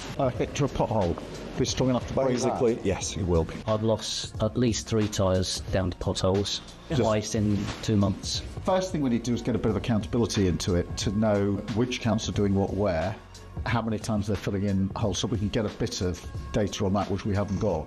But what we're announcing today is to incentivise them to get on and do it. We obviously have customers day in, day out coming in with the same issues, and I think having spoken to a man who can actually, bring change and make something happen about it, that can only be a positive thing for him to come in and see it in real terms. I had to change all of my tyres at the end, and it's quite nice that we see things done to fill in the potholes at the moment. Yeah, so what happened to that plan then? Mark Morell's here. He's Mr. Pothole, of course, pothole campaigner. Mark, very good morning to you. Good morning, Mike. Yes. What happened to all that? He was collecting data, wasn't he? What was he going to do with it? Yeah, well, was it Starmer promises to clamp down on the local authorities to win the war on potholes? Yeah. I'm sure he's done the same with smashing the gangs for boat migrants, hasn't he? Yeah, his record, his track record isn't great on anything really, but nothing's changed. In fact, if anything, pothole breakdowns have got worse, haven't they? Yeah, well, if you look at all the external indicators, the RAC report this morning, 9% increase. They put unseasonable. One of my followers this morning put unreasonable increase. 23% increase in suspension damage, all costing, it was a report a couple of weeks ago, £1.5 billion to the motorists. Yeah. That's only 100 million more than the government are giving local authorities to repair the roads. I mean, and as for data, if you send out a sheet asking an authority to self-mark its own work to ask how many potholes are repairing, of course you're going to get some very good reports. I mean, Essex, at the end of July, was saying that there'd been a sharp reduction in the amount of pothole reports. Well, going out to a number of the Facebook groups in Essex that I've got access to, asking them the question, the reason is people are fed up with reporting them and nothing happened, or they're actually closed with no action. Right. So after a while, people won't bother doing it anymore. Right. I mean, and it's the same with crime, isn't it? I mean, people don't report a lot of crime now because there's no point. Exactly. And I mean, Oldham last week reported that there's a 70% reduction in pothole repairs over the last 5 years. They're doing more proactive work. In the back of the report, 25 more roads in their area are now gone from what was green in reasonably good condition to an amber, needs more work spending. Yeah. It's all smoke and mirrors. I mean, the answer is all the external indicators prove that our roads are failing, I've been saying, and we keep getting weather blamed. Well-maintained roads don't get affected by the weather nowhere as much. Yeah. And in fact, I believe what I think I'll do over the coming months is develop a comprehensive plan to actually what needs to happen. So we need to reform the whole situation of how we're funding, what we do for quality repairs, using new initiatives. And I'll put that out there and see if any party's actually interested in wanting to do something about it. Yeah. Because so far, I've lost all faith in any government of any colour. I think I said to you before about Lillian Greenwood, the roads minister, when she was the chair of the select committee. Absolutely brilliant. Get in power, do nothing. I'm actually appalled about the way that it sort of all suddenly can't do anything. And they quote big numbers, but as I said, behind that, all external indications are that our roads are failing and it's costing us. My argument is over £50 billion a year is taken from road users in all forms of taxation. If you spent 10% on the roads, maintaining it on a long-term plan, we could do annual resurfacing, we could carry out pothole repairs, we could use new techniques like the road patch I mentioned, and some examples of that I've been posted up showing just how effective that can be. Yeah. Things like the Pothole Pro initiative. I mean, we need to fund and get people behind what we need in our roads rather than platitudes. Exactly right. Perhaps I should become the shadow czar of potholes and just be a pain in the backside, really, Mike. I think it's the only way. I mean, but surely the insurance companies would be in favour of fixing the roads as well, because it must be costing them. I mean, I know they'll just put their prices up, but it's still, they'd rather not be paying out for this stuff, wouldn't they? Yeah, exactly. If you look at insurance company data, and that's where a lot of this information about the 1.5 billion pounds in terms of cost to motorists, and we're all paying for it. At the end of the day, the motorists pay it. You either pay it through some sort of taxation or through your insurance premium. Yeah. But don't forget that 1.5 billion pound in damage to your vehicles. The Treasury gets 20% of that. That's a nice little take, isn't it, for doing nothing? It is. Well, that's what they get for almost every take that the government gets is for doing absolutely nothing. But you had a system going for a while, didn't you, with some local councils where you were telling them how they could fix potholes better, and some of them were doing it. Have they stopped now? Are they going to say they haven't got any money? No, some of them are. Actually, to be fair, I mean, I try to be balanced, Mike. You know, there are some people out there trying to do some very good work without the money to do it. And yes, I've worked with authorities, I've become their critical friend, and obviously been very effective in using those potential legal notices. I've only had to issue the formal letter of complaint, and I've got some major works carried out. It seems the only way that you get sort of attention.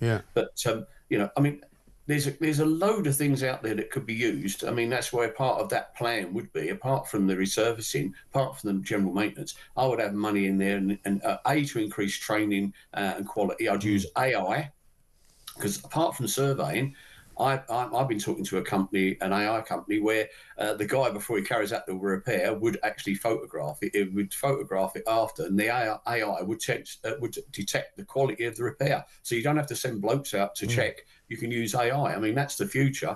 There's lots of things can be done to really make a radical change and reform how we look after our roads. I mean, after 12 years of studying every aspect, Mike, I think I have a little bit of a good idea of what needs to be done. Well, you're the world's expert on potholes. You know, they should be using your facilities for good use. Good to see you. Thanks very much indeed. Mark Morell, Mr. Pothole there. Absolutely right. Dot in Brixton says, can somebody please explain to me why they need a second home? I'm struggling to find out what they are actively doing. I suggest they get back to their constituency homes and start bleeding working for us as they were elected to do.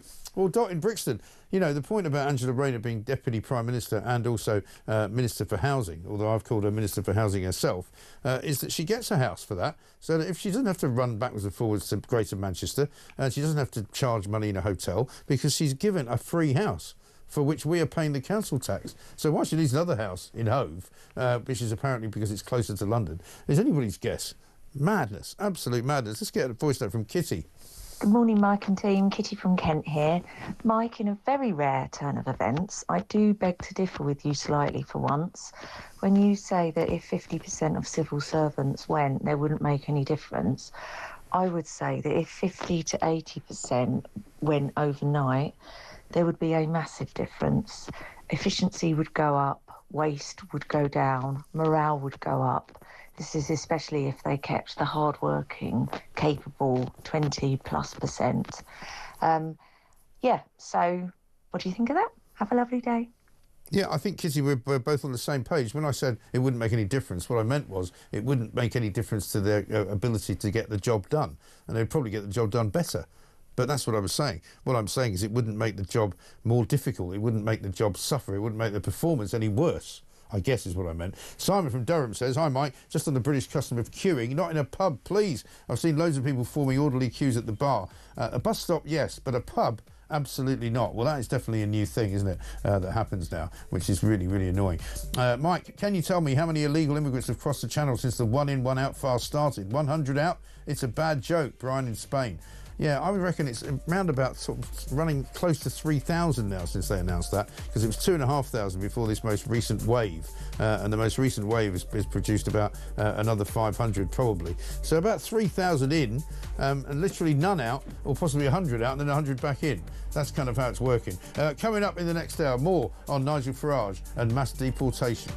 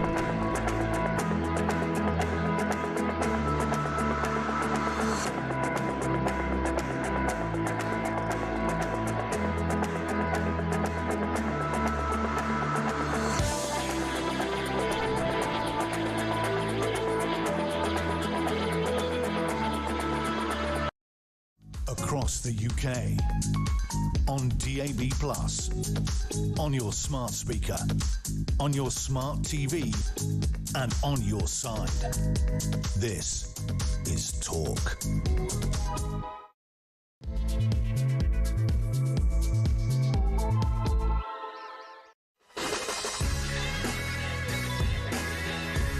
Welcome back to Morning Glory. Coming up to 3 minutes past 8. It is, of course, Tuesday, the 26th of August. It's the last week of August. The bank holiday weekend is well and truly over. You should be getting back to work now. Hopefully you are. We're in the aftermath of the Notting Hill Carnival, of course, where we're being told that the police should be congratulated because they made 423 arrests, which is a record over since 6 years ago. And also, only 2 people were stabbed, although we haven't got the full details of every single offence that was committed after 8 o'clock last night, so there may well be a further reckoning later on today. But is it any wonder that people occasionally say, why are we wasting all this money? It's £12 million just for the police alone to be there. 7,000 police policing an event which causes harm, which causes bloodshed, and in some cases causes murder. There were 2 people murdered last year.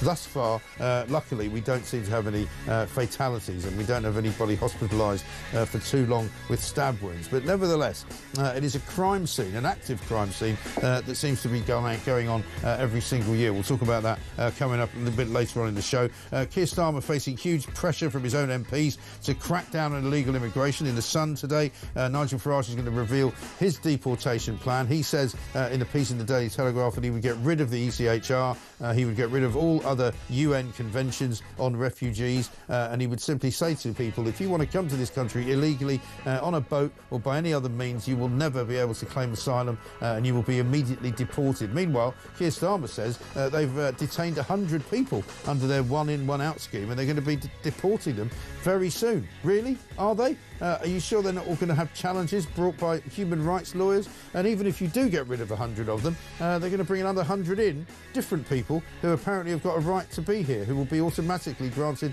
asylum status. So meanwhile, our population goes up, the demonstrations continue all around the country, and we're not really any better off at all. Angela Rayner's still under the cosh because she's being asked why it is that we, as citizens and taxpayers of this country, are paying her council tax for a grace and favour property in Admiralty Arch, which she gets for being Deputy Prime Minister. Meanwhile, there's a double whammy coming for firms in Britain, 2.5 billion. Dale Vince has got £3.5 million worth of contracts with Sadiq Khan, according to the Daily Mail. And will also ask me why food inflation is up once again in August, 4.2%. Lots of stories about foreign crime committed by people coming into this country as well. 0344 499 1000. This is Morning Glory. Let's get it on.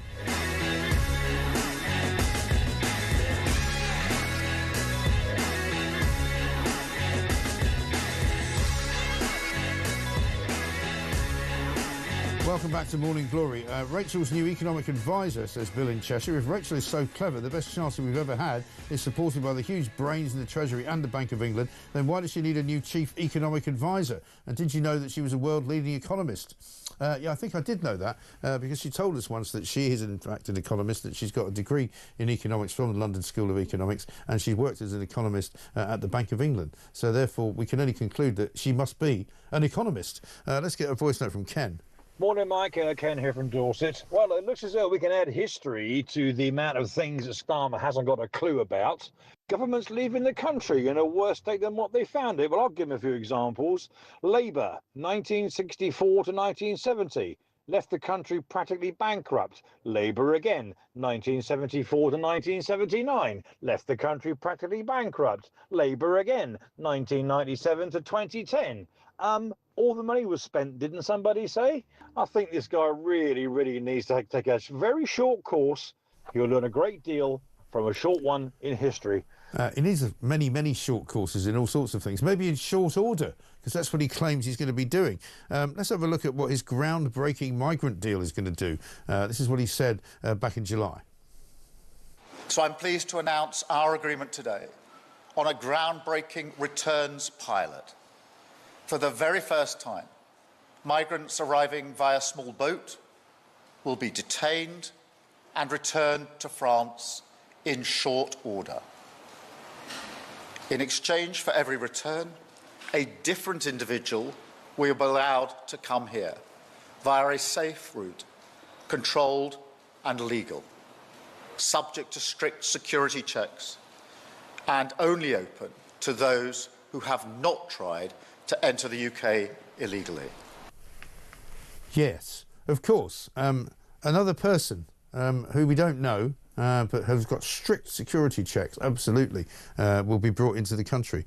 I mean, it's basically legalised illegal migrant activity, isn't it? Let's talk to Ryan Saby, Deputy Politics Editor at The Sun. Ryan, very good morning to you. Good morning, Mike. Good to see you, sir. Big piece in The Sun today. Labour telling their own Prime Minister that he needs to get his act together or he might risk losing the actual election. I mean, this is pretty unprecedented stuff, isn't it? Yeah, I think it is, and and also I think the fact that it's happening so early in the election cycle, just about a year or so in since the last election, and you can just feel it when I speak to Labour MPs, Labour ministers. They are very, very jittery. Immigration has always been one of the sort of big three subjects where you compare it to the cost of living crisis and the NHS, but it just seems to be ratcheting up even higher. And we've had backbenchers, Joe White, Graham Stringer, Jonathan Brash, all talking about how there will be, an electoral reckoning if Sir Keir Starmer doesn't actually get to grips with this. Now, it's all very well and good having, smaller policies and saying there's no silver bullet that's going to take a whole plethora of policies to actually get on top of dealing with illegal migration. But nothing seems to be happening. Nothing seems to be changing. The numbers still seem to be very, very high. And you contrast that with the small sort of measures that the government are coming up with. You compare that with this sort of big bang attitude and policies of Nigel Farage today, who says we're going to leave the European Convention of Human Rights. People are going to be deported. They're going to be held within a month in detention centres or migration centres and then sent back to the country where they came from. It's like chalk and cheese. I think that Sir Keir Starmer just needs to ratchet it up again and actually find that big policy, that big deterrent to actually make a difference, because the numbers coming across on small boats just aren't coming down. No, of course they're not. 212 people reached Britain, I believe, on Sunday, because last week it was pretty much nil because of the weather and because of the way the wind was blowing. But as soon as the wind becomes favourable again, you start getting back into the hundreds. We're told there's about 6 boats which already have been picked up in the Channel today alone, which probably means that'll be another 700 or 800 possibly. And the list just keeps going on and on and on. I mean, one of the things I was going to ask you, the Times today have got a piece saying that Keir Starmer's going to deport 100 people or return them to France, right? Doesn't say, they still have never said where they're holding these people. They've still never said where they're being detained. I don't know whether you know. But they also admitted back in the beginning of this month, when they said they were going to detain people, that those people would still have the right to hire a lawyer to challenge their deportation. And so there's no suggestion, is there, that they're going anywhere anytime soon? No, there's one thing about talking tough and saying migrants who come here who are going to be detained. I think one of the big problems with that, it's not very much of a deterrent, because if we look at the numbers, say, that have come over in the last couple of months, we can count them in the thousands. If you're only sending 100 back, it's still worth your chance of actually coming across the Channel to stay here, working in the black economy, etc. So you're still going to take your chances. And also, the fact is that we may be sending 100 back to France, but under this one-in, one-out system, they're going to send people here in the other direction. So in terms of reducing the numbers, we're sort of no further forward. So that's why... Well, actually, we're not only are we not any further forward, we're further backwards, because there's more people coming in. Yeah, no, exactly. And I think that we've heard Sir Keir Starmer. He's been talking to Italy's Giorgia Meloni. He's been to Albania. He's been talking about these offshoring centres, trying to come up with this kind of Rwanda-style deterrent. He really needs to spend the next few months coming up with something, coming up with a policy that is akin to that, just to send this message to people, migrants who want to make that crossing. Because I think without that deterrent, people are just going to keep coming over. Yeah, of course they are, because there's more sort of reason to come to France now if you're an illegal migrant, because you get to France, you get to Calais, and you basically try and come up with some method by which you say to people there, so I don't know who's picking, what we don't know is who's picking these alternative, legal asylum seekers, right? So you can convince somebody there that you've got ties to Britain, you can convince somebody there you've got family here of some kind, and you'll suddenly qualify to be one of the people that gets brought in legally. So there's actually even more reason to risk your chance, your arm, Yeah, no, exactly. And not only those sort of making their way across Europe, but those making sort of even longer journeys. So people are going to make that journey. They are going to be paying even more money to people smugglers to get their way all across Europe. And then, again, as you say, if they can prove that they've got cousins, relatives, got some sort of family links to this country, they can use that as their legal way of actually coming into this country. If they tick all the boxes, I suppose that the government will just have to let them in. But the government say there'll be strict security checks. But again, people are still going to be coming into this country, and when they're trying to reduce the numbers, the difficult spot for Keir Starmer. Which doesn't solve the other problem that he's got, and that's all the people who are currently now in hotels. First of all, we've still got the Bell Hotel in Epping, which has been ordered to dispose of in one way, shape or form the migrants there, take them out of the hotel, find somewhere else for them to go. I know there's a sort of appeal case going on, but I think their time is going to be up, is it not, in the next week or so? Yeah, and I think when it comes to the Bell Hotel there in Epping, I was surprised that the government that one of their whole policies is actually to close down these hotels but by the time of the next election. So I thought politically it was an interesting move to actually challenge something that you kind of want to see the end of anyway. And also, if you're trying to take the attack to reform, why are you challenging something that Reform have been talking about for so long in terms of actually closing these down? And these numbers are, people who are staying in this Bell Hotel, they're just going to be dispersed and sent into different communities. So again, the government are no further forward on that.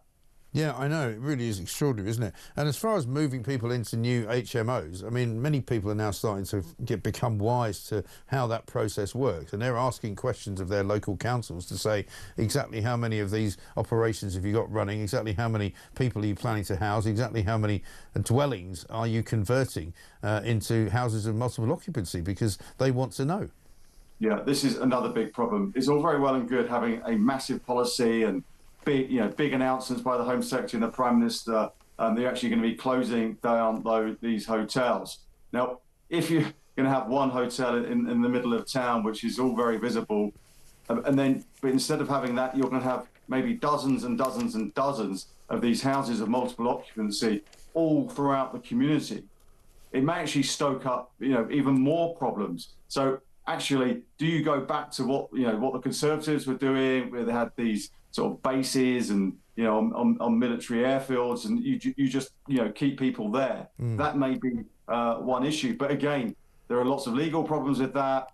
Certain communities don't want them there, so whichever way they turn, they've got a problem. But by moving people out of hotels into the community, it's certainly not going to help matters either. No, exactly. And what about Angela Rayner? That story still rumbles on, still on the front pages, still plenty of legs in it yet, it would seem. The story now today is that because she's declared that her Grace and Favour mansion in Admiralty House, or Admiralty Gate, I should say, is not her primary residence, she gets the council tax paid by the taxpayer, as opposed to having to pay it herself. A lot of people say it stretches credibility, really, for her to say that she's a Deputy Prime Minister who works, in and around Downing Street, in and around Westminster, has a flat there, but that's not her primary residence.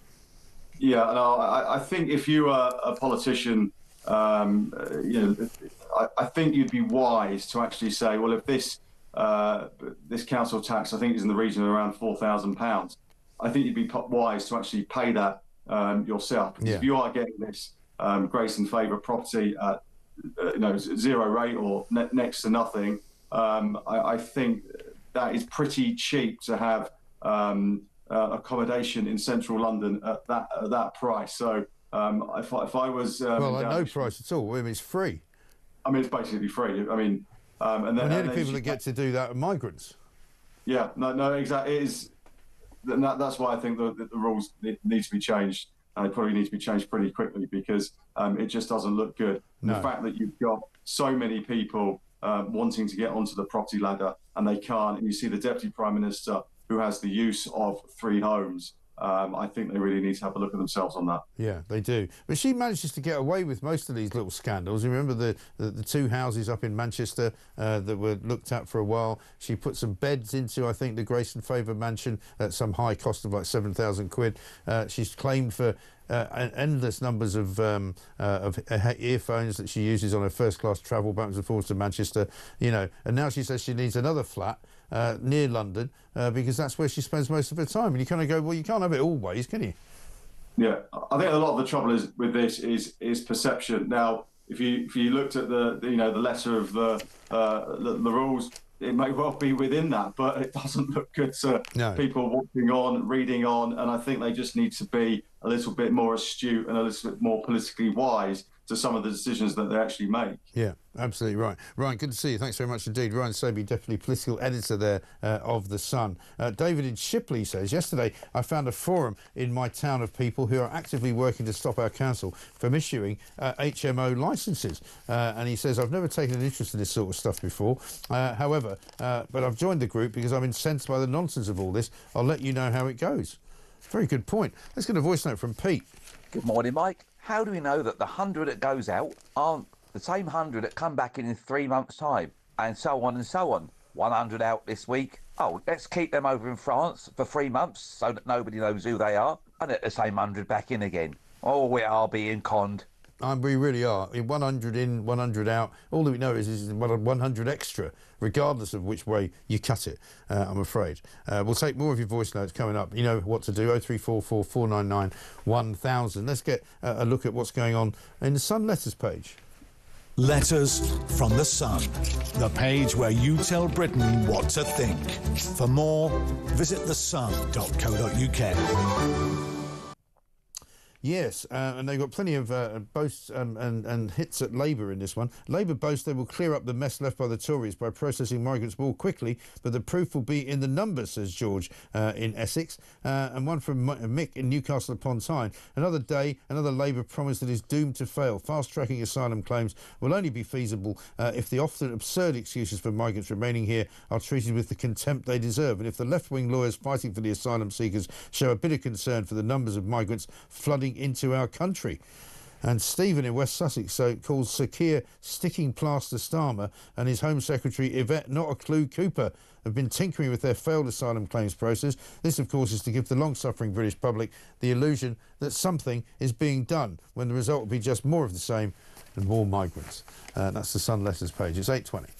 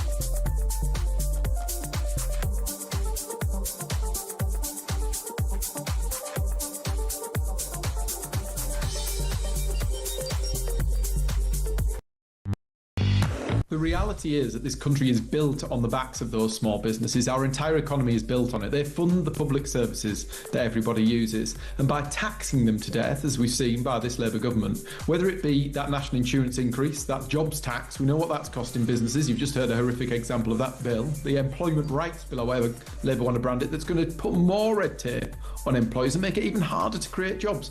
The reality of throwing people on the scrap heap, taking them out of work.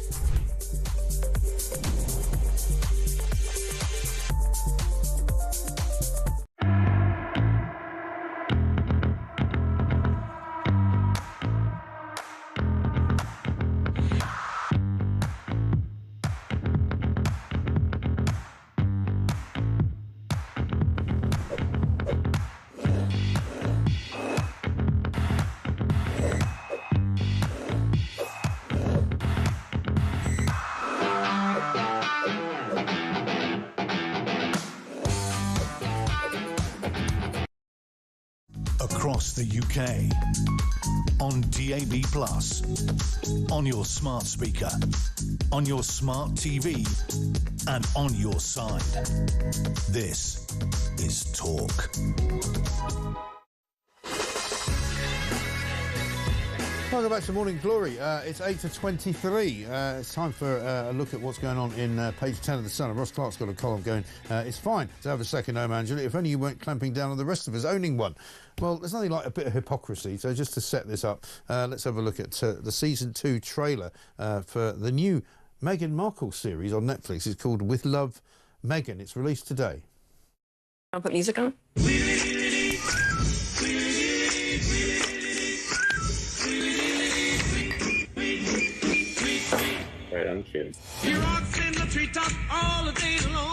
I love the idea of spending time together. And finding new ways to show people you care. Look at that. Oh my gosh, I could do this every day. Let's get creative and learn something new. Nicely done. I don't know what's happening. I'm so glad you came to show me how to do this. Is this working? Today's about getting out of your comfort zone. I have no idea where to start.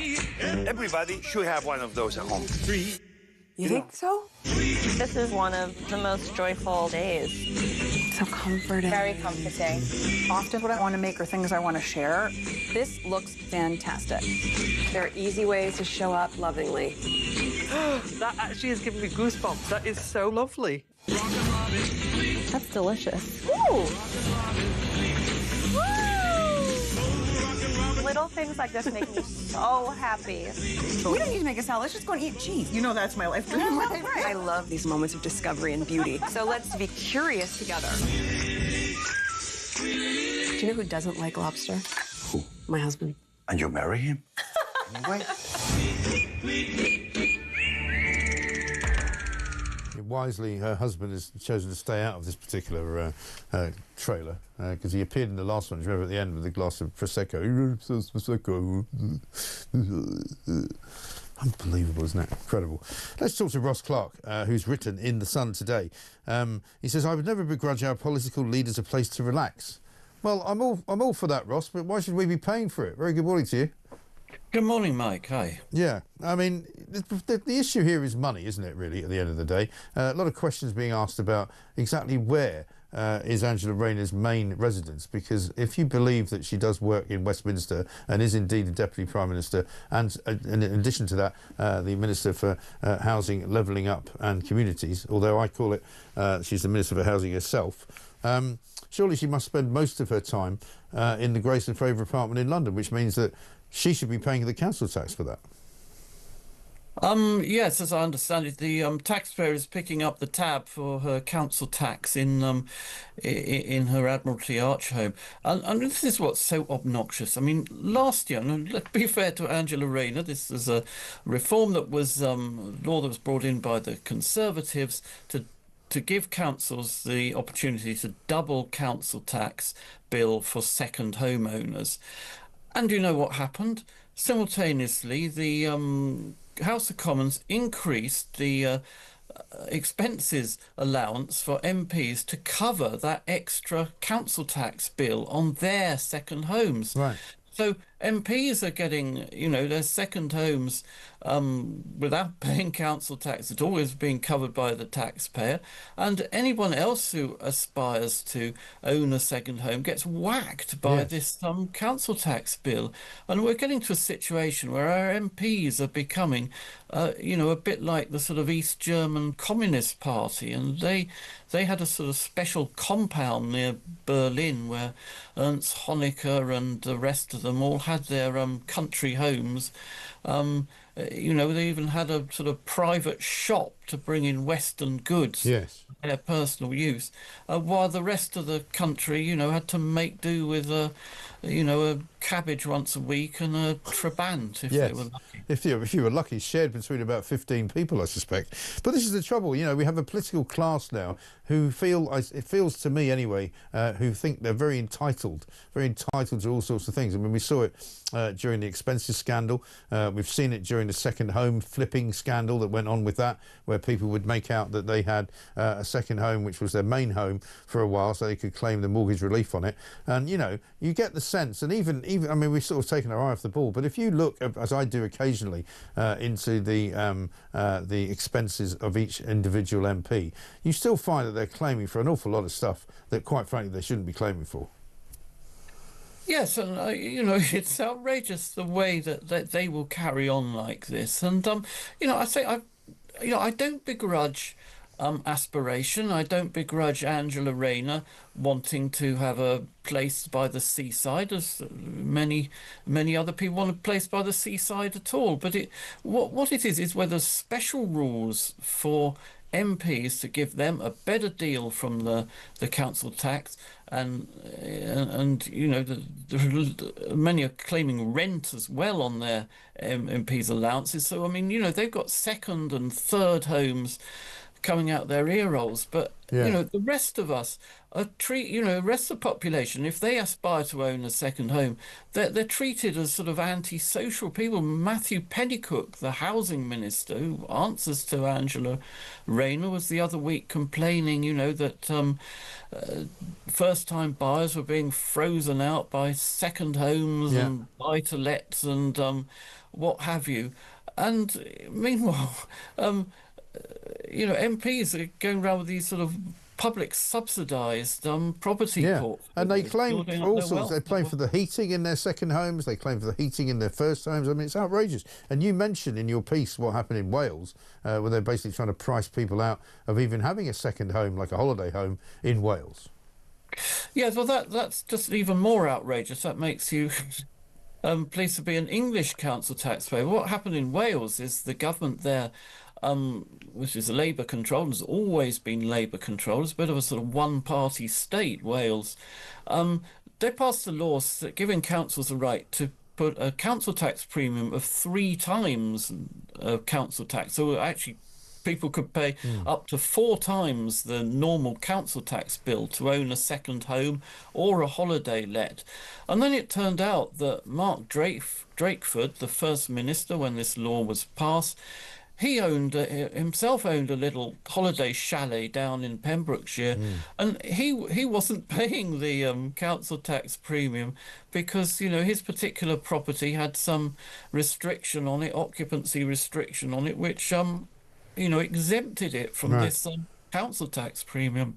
Yeah. But so if you do have to pay the extra council tax premium, as you say, and you're an MP, you will probably get some kind of relief from the state taxpayer for it. And funnily enough, I've had this sent to me earlier on today by Dr. Jed about Angie's hypocrisy, because he's found a tweet from some time ago in which she says, "We need to build the council houses and genuinely affordable homes that people need, not more luxury flats to sit empty so wealthy investors can get richer." Unlike the £800,000 place in Hove, obviously. Yes, exactly. That's just says it all. I wish I'd found that quote as well. Excellent one. Very good work. It is. Well, I mean, there's always something out there. I mean, it sometimes takes a while to find it, but we've got some very clever listeners and viewers who find all this stuff for us. So, I mean, where does this all end? Because Angela Rayner's also got a bit of a habit of being a bit Teflon, isn't she? She's kind of a bit untouchable. Every time there's a scandal around her, she sort of slithers out of it on the grounds that, she's a working class woman and why are you having a go at me because I'm working class? And it's not about that, is it? She has a huge following in the Labour Party, and you look at what she's up to, and she's on manoeuvres. She wants to be Keir Starmer's replacement, and nothing more indicative of that than she's trying to introduce a rule whereby the mayors of London and Greater Manchester could not simultaneously stand as MPs. And why would she want to do that? Yeah, I know. It's just that one certain Sadiq Khan and Andy Burnham might be leadership rivals in a future contest. And yes, what a terrible thought. Very, very ambitious, and I say I don't begrudge her aspiration, but one rule for you and one rule for Yeah, no, listen, as I said, I don't Definitely not begrudge. acceptable. I don't begrudge any aspiration. I just don't want to have to pay for it, because that's not really aspiration. Because if you're not doing it with your own money, then you're not really doing it, as far as I'm concerned. Ross, good to talk to you, though. Great piece. Ross Clark, columnist in The Sun, saying, if you want to own a second home, Angela, fine by him. There's a great picture of her in that canoe, this time with a paddle. And the vape, which is in her hand, she's not actually smoking it. But he says, please don't clamp down on the rest of us trying to do the same thing. And I think that's a fairly decent summary of where we are. You know, we've got a political class who think that we owe them everything. They seem to have forgotten that they work for us. They seem to have forgotten that we pay their wages, and that basically without our taxpayers' money, they wouldn't have anything. That's the problem. 8:33.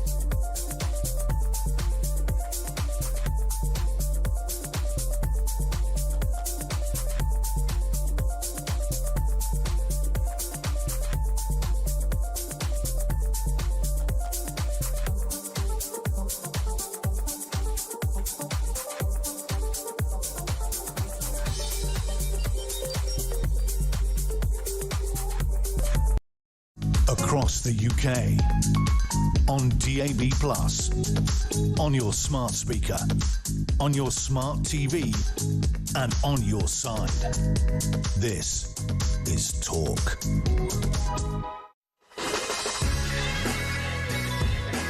Welcome back to Morning Glory, 8:35. Arthur says this, morning, Mike, this Reign of Two Homes saga is a joke. They campaign against second home ownership and holiday lets. They say it removes local housing stock and causes housing shortages, then bring in policies to make it harder for people to buy them. Then in private, she goes and buys a second home. That pretty much sums it up. That's exactly what's been going on. But it is, of course, do as we say, not as we do. Because, of course, not only is damage being done to the property sector, and not only has Rachel Reeves killed off the property market by putting up stamp duty and by making it more and more difficult for people to actually sell a home without paying a massive amount in tax, she's also, of course, doing as much damage to the hospitality sector as COVID lockdowns did. 89,000 jobs have been lost in restaurants, bars, pubs and hotels since her budget last October, according to analysis by UK Hospitality. That's 53% of all job losses in the UK. Absolutely shocking. Let's talk to James Chiavarini, Director of Il Portico, which is London's oldest family-run restaurant. James is a good friend of the show. James, very good morning to you. Good morning, Mike. Thanks for having me back on. Not at all. I haven't seen you for a long time. I'm planning to come and see you soon. I'm sorry about that. What's going on with your business? How's it being affected, and how's it all looking? Yeah, so it's not just tough for me. It's tough for everybody that I know. This is probably the hardest we've ever seen it. This is certainly a lot harder than it was during COVID. Yeah. We've had one restaurant in Portugal in my family for 4 generations. We opened another one last year called La Palombe, just next door.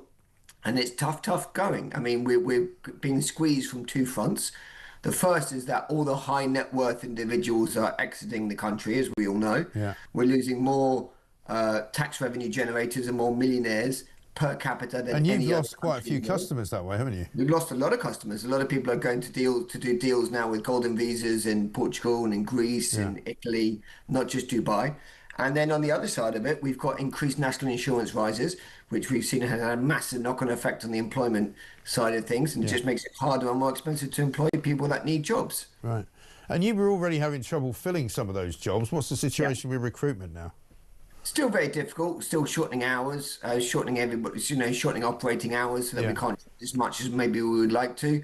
More days off. Less time for our customers. It's just that simple. And it's not just like that for me. It's like that for everybody, Mike. Right. And what are you finding in terms of like the numbers of people coming in of a night to your restaurant? Because I mean, you're a very popular restaurant. You've been there a very long time. The other one a little bit different. How has that been affected?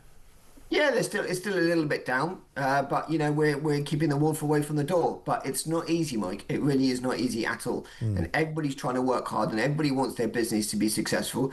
The vast majority of hospitality businesses are owned by people like myself, who are small businessmen who employ a team of in the tens, and we're not giant industrialists that can offshore our labour or use AI to our advantage. We're very much an old school bricks and mortar business, the likes of which this country was really built on. Yeah, exactly right. And are there things you can't do anymore, for example? Not necessarily. I mean, there's just a sort of general creep of tyrannical bureaucratism, isn't there, from the council and the clipboard Nazis that come round. But I mean, that's sort of par for the course by now. We're kind of all used to it. Yeah, I remember when your local council tried to shut you down one day when I was actually having lunch there. Yeah, well, it was because of the panels, wasn't it? It was my because you'd been very good at putting, making outdoor space basically on the pavement. Correct. But you'd had to put panels up to make sure that we didn't breathe the air or something ridiculous. It was to do with council regulations about spacing of panels, which they then decreed was beyond the pale because all my panels were an inch too close or something ridiculous like that. So I had to take the whole thing down. And now they're saying, but one of the things we're doing for hospitality is we're helping them reduce the licensing fee so they can get more people back on the pavement. And you're thinking, well, summer's over and COVID was 4 years ago, so how's that going to help us? Exactly. And are they otherwise staying out of your life? Are they, because the business rates are going up as well, aren't they? Business rates have got up astronomical levels, and for which we get zero services, remember. So we still have to pay for all our waste to be collected, and we still have to pay for our alcohol licensing, and we still have to pay for everything else on top of that. It's astonishing, isn't it? I mean, do you ever think of just giving up?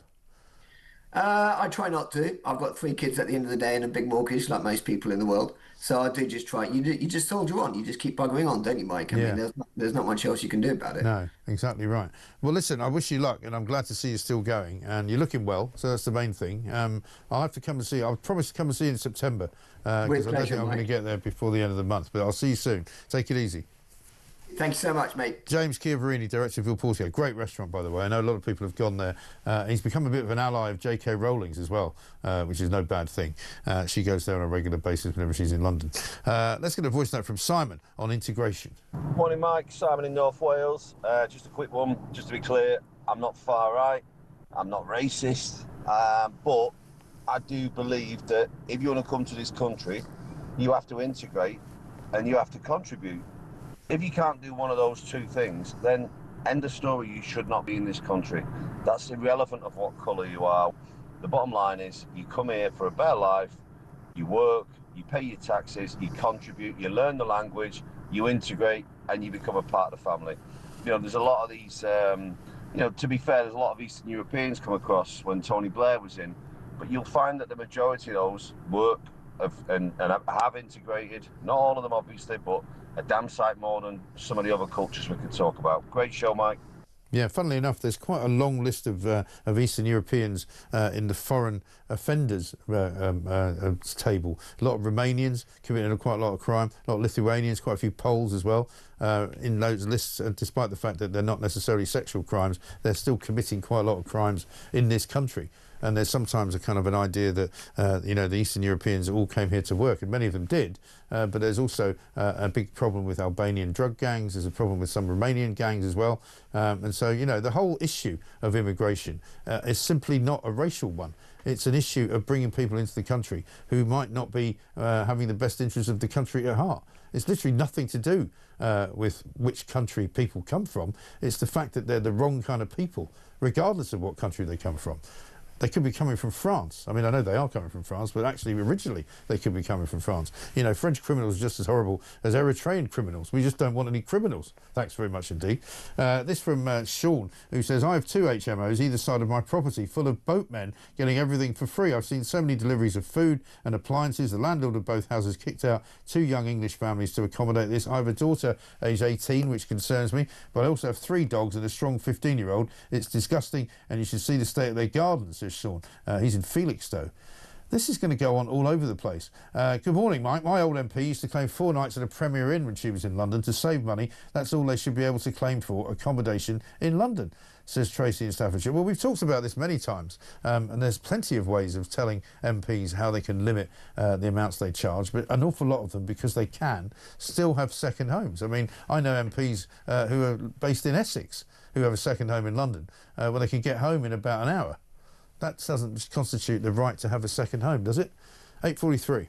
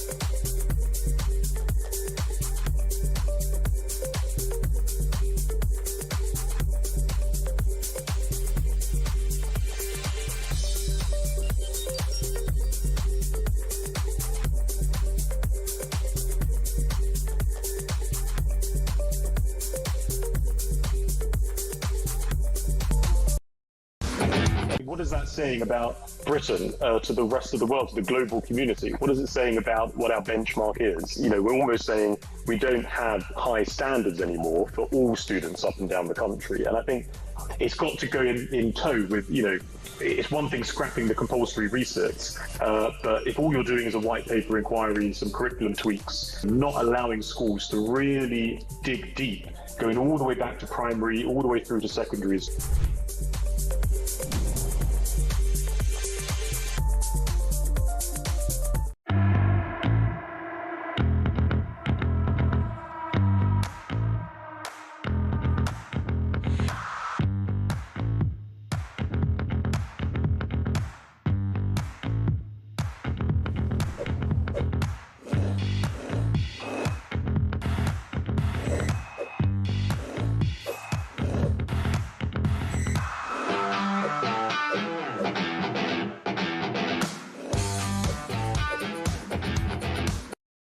Across the UK, on DAB+, on your smart speaker, on your smart TV, and on your side.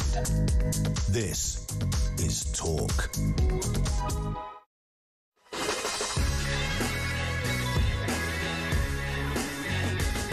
Welcome back to Morning Glory. It's 8:46. I'm Mike Graham.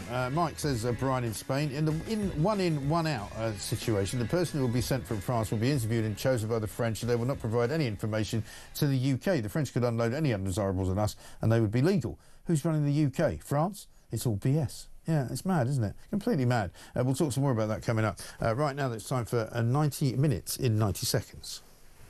90 minutes in 90 seconds from The Sun. I'm going to talk to Jack Ross, a sports reporter from The Sun newspaper. Last night, Newcastle-Liverpool lit up the screens. It ended 3-2 to Liverpool. Jack, very good morning to you. Quite a game. Morning, yeah. I mean, it's one that always seems to deliver whatever's going on, but it was already a big one with everything going on between Liverpool, Newcastle and Alexander Isak this summer. But then right at the end of it, we're all talking about a completely new name, Rio Ngamua, 16 years old. He's 17 in a few days, and Liverpool, Arne Slot has got the confidence to throw him on when they need something. Mo Salah, Dominic Szoboszlai have got the confidence to trust him in that moment. Yeah, I mean, and what an incredible time for him. Yeah, absolutely right. I mean, what with that 15-year-old from Arsenal coming on, are we going to have a Premier League full of youngsters this year? I'm only 30 and I'm feeling incredibly old watching it. You know, it's quite depressing, really, when you think what everyone was doing at that age. I know. But fantastic for him. Fantastic occasion, really. Liverpool raced out of the blocks, looked very lethal in terms of converting their chances. Newcastle really put them under the gun, and then incredible character to fight back from that red card. So another fantastic clash between those two. Yeah. They always seem to deliver. They always deliver, don't they? Absolutely right. What's going on at Arsenal? They're trying to activate some release clause from Bayer Leverkusen. Yeah, a bit of a surprising one, this. You know, for a couple of weeks we've heard that they really need to sell to get players in. Then they go and beat Tottenham to Eberechi Eze with a 60 million deal, and now trying to line up another defender that Tottenham have been looking at as well. It's a bad time to be a Tottenham fan in terms of the transfer market. Hincapié is a fantastic defender from Bayer Leverkusen. He was a huge part of their Invincibles title win a couple of years ago, and would be a good addition to what's in already a very, very high-level defence at Arsenal. And it's interesting because I was listening to Sean Custis yesterday on the Jeremy Kyle show. He said that Michel Arteta has spent £1 billion already since he's been manager, which is amazing. It's an awful lot of money, isn't it? It's a lot of money to keep finishing second as well. So that only adds to the pressure that this really needs to be their year. They've had a fantastic summer. Zubamendi, Gyökeres, that striker they needed, who's now got off the mark in the Premier League. Eze as well. A fantastic addition. Madueke adding a bit of depth that they'll need at Liverpool this weekend now that Bukayo Saka's not going to be there, and Eze might come straight in as well. So it's a huge summer. They just need to back it up now. Absolutely. Bad summer so far for Manchester United. Wayne Rooney's having a go. It's not been a bad summer. It's been a bad start, I think. 1 point from 6 is not the way they would have wanted to go. They've overhauled the front line. They still have a lot of work to do. They need to sort their midfield out and seem to be struggling with everyone they're going for. They can't afford to sign players from Brighton anymore, which, when you're Manchester United, is not a great position to be in.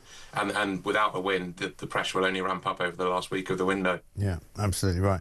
Great to see you, Jack. Thanks very much indeed. Jack Ross, a sports reporter at The Sun. That was 90 minutes in 90 seconds. 90 minutes in 90 seconds from The Sun. And so we've got plenty more going on. Coming up to the final hour of the show, Nigel Evans is going to join us, former Deputy Speaker of the House of Commons. Right now, though, it's time to talk energy with Catherine Porter because we've got quite a few stories to go. Britain's biggest wind farm operators in crisis after Donald Trump has axed a key deal. But also, Ed Miliband is gambling on turbines. He's possibly got the worst timing of all, hasn't he, for this? Very good morning to you, Catherine. Good morning. I mean, just when you thought that Ed Miliband couldn't go any more mad, he now wants to sort of put more turbines all over the place, more wind farms, more wind power. Even as we watched this morning, a piece in the Telegraph suggesting that Donald Trump has kind of put the mockers on this company, Danish energy giant Ørsted, which generates 7% of Britain's power. Yeah, Ørsted's in trouble at the moment. They've had some pretty poor financial results and they're currently trying to raise capital to shore up their balance sheet. And this is just reflective of problems that are occurring across the industry. In the past few years, we had a lot of losses among the turbine manufacturers. That really started back in 2018. So in the last couple of years, they've been really strengthening their finances. They've put up prices, they've tightened up their warranties. And so they pushed those woes up onto the developers instead. Right. And of course, the developers are responding by requiring higher prices, which is why we've seen the subsidies going up. Yes. And I mean, where's this money coming from? Because we don't really have any, apparently, according to Rachel Reeves. Well, the money's coming from the pockets of consumers because all of these subsidies are added directly onto bills. Yeah. And we have no say in that, do we? That's correct. Unfortunately, we do have no say.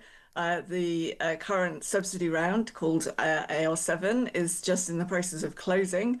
We're expecting the prices for that to be higher than the round that happened last year. And it could be significantly higher given what's happened to turbine prices, the financial problems that Ørsted and others have been experiencing. And just the fact that we've seen reduced wind output this year, that's obviously going to have an impact on the expected economics of these projects. And their financing costs have gone up and the supply chain costs have gone up. And in the meantime, it's getting cheaper to generate electricity with gas, and particularly relative to these other technologies. Yes, we've seen some increases in the early parts of this year, but we're expecting by the end of the year it to look pretty flat. Yeah, and also thanks to Keir Starmer's obsession with the European Union, are we not going to end up having to pay some kind of money out to the EU for carbon tax? Yeah, so at the moment, carbon represents about 20% of the wholesale power price. Yeah. Back in January, he announced an intention to harmonise the UK and European carbon trading schemes. Over the course of the following 2 or 3 days, we saw UK carbon prices jumping by 30%. Now, UK carbon still trades at a discount to European carbon. The discount's worth about £10 at the moment. Right. And if we obviously see that harmonisation happen, that will also get added onto bills because it's more likely that our prices will go up and the EU price will come down. Yeah. And so, yes, that's an entirely voluntary addition that the government has chosen to put onto our energy bills at a time that we can really least afford it. Yeah, and there's no reason to do it, is there? Because it doesn't really benefit Britain in any way, apart from him sort of cozying up to the EU because he likes doing it. Making us pay more money for our energy is not really helping anybody. No, it's not, and it's a completely fake market. I think the theory behind it originally was that these types of schemes would incentivize more renewable generation, but we've really just not seen that manifesting. And if we look in the year to date, wind output is down 6% because it's just fundamentally been less windy across Europe. Our imports have been down 10%, and that's quite interesting. In Europe, we've seen not only a reduction in wind speeds, but we've also seen a reduction in hydro production. And in Norway, the hydro levels are now approaching 20-year lows in the southern part of the country, which is where our import-export cables land. And in the last few years, Norway has given itself powers under its Energy Act to restrict exports of electricity to the UK and others. And so we may well see them exercising those powers. They also have parliamentary elections in the next few weeks, and several of the leading parties oppose electricity exports from Norway to other countries because of the high adverse impact it has on domestic prices. So we can't really expect to rely on imports to get us out of trouble. And so this is all resulting in us using more gas to generate our electricity and relying on older and less efficient gas plants, which means that for every unit of electricity, we're actually having to use a bit more gas than we would have done if we were just relying on the newer power stations. So none of this is good news, and all it means really is that we've been very stupid not to maintain our investment in our gas fleet. Yeah, and I see that the Reform Party are talking about fracking. Frack, baby, frack is the headline in the Daily Mail. They, like many people who are in favour of fracking, have been advocating it for a long time. But there's still an awful lot of people in this country that are against it, aren't there? Well, I mean, I think fracking might end up being a red herring. The work just hasn't been done to understand whether we have economically viable frackable resources. Some geologists I speak to are very confident that we do, and others are equally confident that we don't. I think the message should be that we allow the market to discover which is true. We should put in place sensible seismic regulations and sensible regulations about water usage, and then just let the market get on with it. But whether we have lots of frackable resources is a little bit of a moot point, because we do still have plenty of oil and gas in the North Sea. I think we might have read in the last few days that Norway's just made a major new discovery in the North Sea. And the fact that we've been downgrading our North Sea capability is a huge act of self-harm. Yeah, absolutely right. And how ironic that we're using their energy to import into our country from the more or less the same field. I mean, they're discovering oil and gas in a field literally adjacent to the ones we're shutting down. Yeah, exactly. And it's crazy because this government seems to think that importing electricity is somehow superior to is somehow a superior solution to producing our own oil and gas, and that importing gas is better than producing it ourselves, which is really quite difficult to understand. When we produce oil and gas ourselves, we actually secure quite high tax revenues even before the energy profits levy, which really has no place anymore now that we don't have excess profits within the sector. But even on a regular basis, we were earning a lot of money in royalties from North Sea oil and gas production, but also we control the production methods, and we have some of the highest environmental standards in the world. So if we switch from domestic production to imports, then that actually does have a negative impact on the planet. And if people say they care about the planet, then that's a very counterproductive strategy. Yeah, exactly right. And one final one for you. I see that our friend Dale Vince has got contracts worth £3.5 million from Sadiq Khan, according to a piece in the Mail today, during a period when he was quite a big donor to the Labour Party, from something like 2020 to now. He's had contracts worth £3.5 million for Ecotricity to supply power to the London Assembly. It's great, isn't it? Nice work if you can get it. Well, indeed, and Dale Vince is all over social media saying how the government should impose a wealth tax. But Mr. Vince knows very well that he is perfectly able to make voluntary additional payments to HMRC should he so wish. So I encourage him to put his money where his mouth is. Particularly the fortune that he's gained has been primarily from subsidy farming. Yeah, absolutely right. Catherine, good to see you. Thank you very much indeed. Catherine Porter, independent energy analyst there, talking about the hypocrisy of the Green Brigade, because of course they are all hypocrites, because they want something for nothing and they want you to pay for it, basically. Let's get a voice note from Nick on the House of Lords. Regarding the Lords, they're going to be sacked should they not turn up. Well, about bloody time too, because let's put this out there. People probably don't realise that the £361 a day they get for attending is completely tax-free, regardless of how much they earn in other businesses. Imagine that.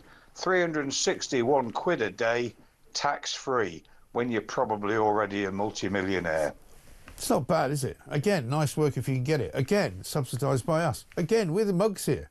We're the ones that are always putting our hands in our pockets to pay for all this. It's unbelievable. One from Carl, who says, morning, Mike. I think I'm part of the problem with the Lords. Part of the problem they've got, though, is how many ex-MPs there are. I think if you're an MP, it should bar you from becoming a Lord. I think too many party MPs is why the Lords doesn't really scrutinise as intended anymore. P.S. Is Angela Rayner eyeing up the Hove constituency? Maybe her Ashton seat doesn't feel so much of a safe seat for 2029. Now, there's an interesting thought. Nothing like a good conspiracy to get you going. Here's one from Alan in Merseyside. He says the Lords should do what normal people do in factories, use a clock in and clock out card. Oh, I don't think they'd fancy that. And one from Peter. The House of Lords could be reformed to proportional representation of the previous general election results. That's quite a good idea, actually. I wouldn't mind that. Coming up in the next hour, Nigel Evans joins us, former Deputy Speaker of the House of Commons. We'll be asking him what he makes of the state of play right now with Keir Starmer back from his holiday, frightened, hiding under the stairs, waiting for Nigel Farage's announcements around 10:30 this morning about mass deportations. Also, Anne McElvoy is here. She'll tell us about a Labour tax double whammy on firms. Loads more of that, plus your calls. This is Morning Glory. Back after the news.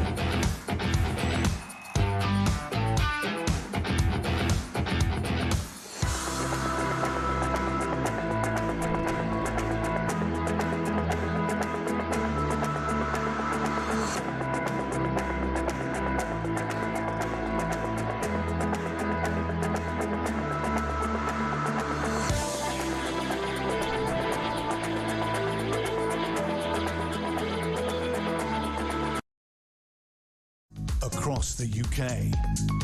On DAB+, on your smart speaker, on your smart TV, and on your side. This is Talk.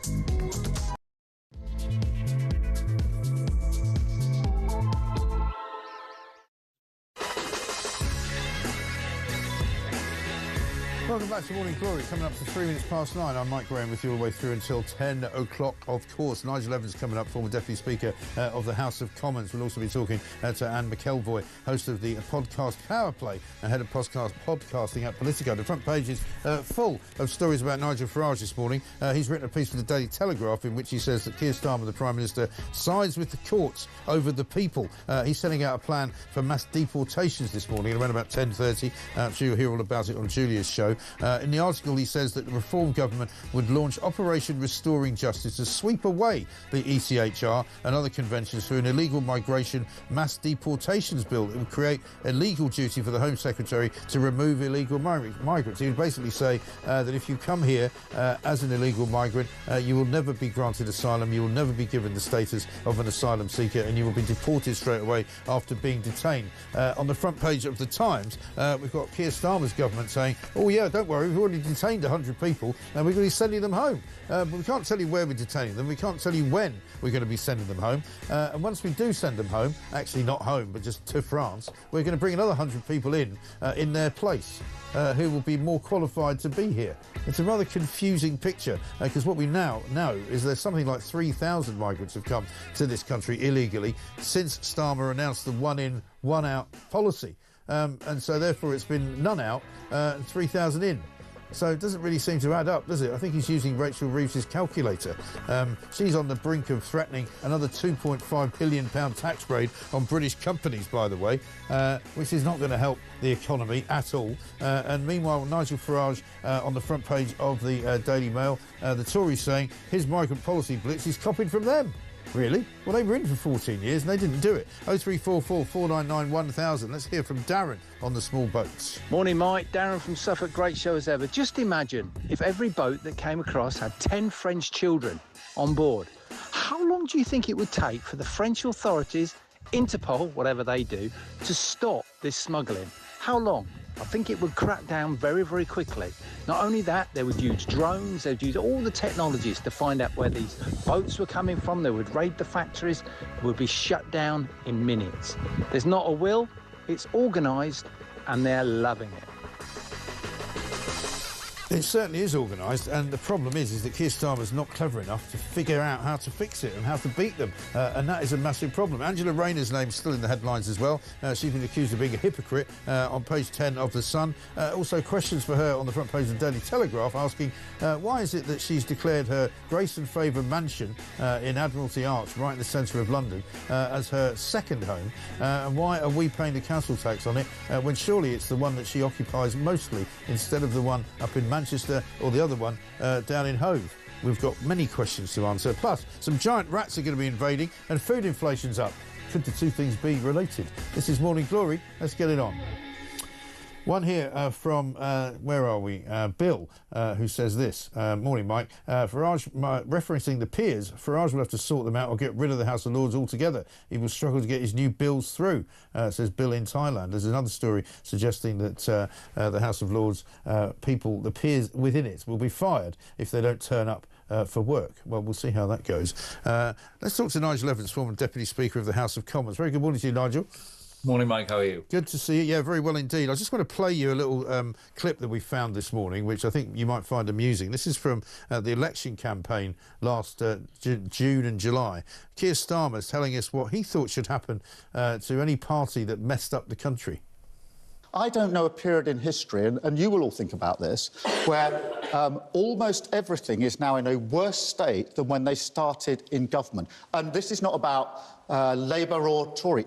If you leave your country in a worse state than when you came into government, you should be booted out. OK. I mean, you can't argue with his logic, can you?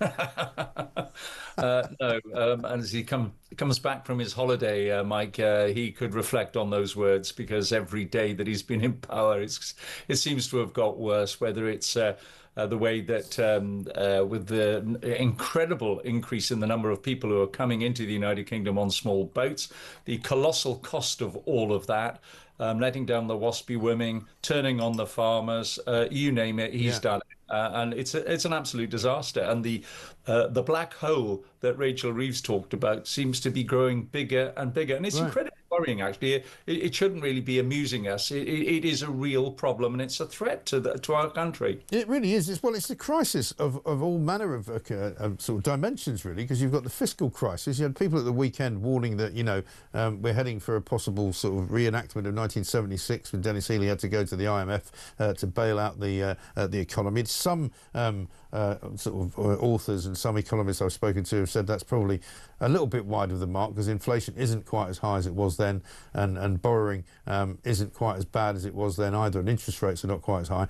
But I mean, I don't think there's any part of the economy that you could look at and say it's doing well. No, and the one that really worries me is the hospitality industry, Mike, which has lost 89,000 jobs over the last 12 months, made worse by Rachel Reeves' budget, where, as you know, national insurance went up on employers, and included in that was an increase in the minimum wage, which was a double whammy. A lot of these businesses are really struggling to keep their doors open. But 89,000 jobs lost, that means that I think the figures just come out today that 6.5 million people, it's a record number, now on benefits in this country. So you've got 89,000 fewer people who are working and therefore not paying taxes. They are now claiming benefits.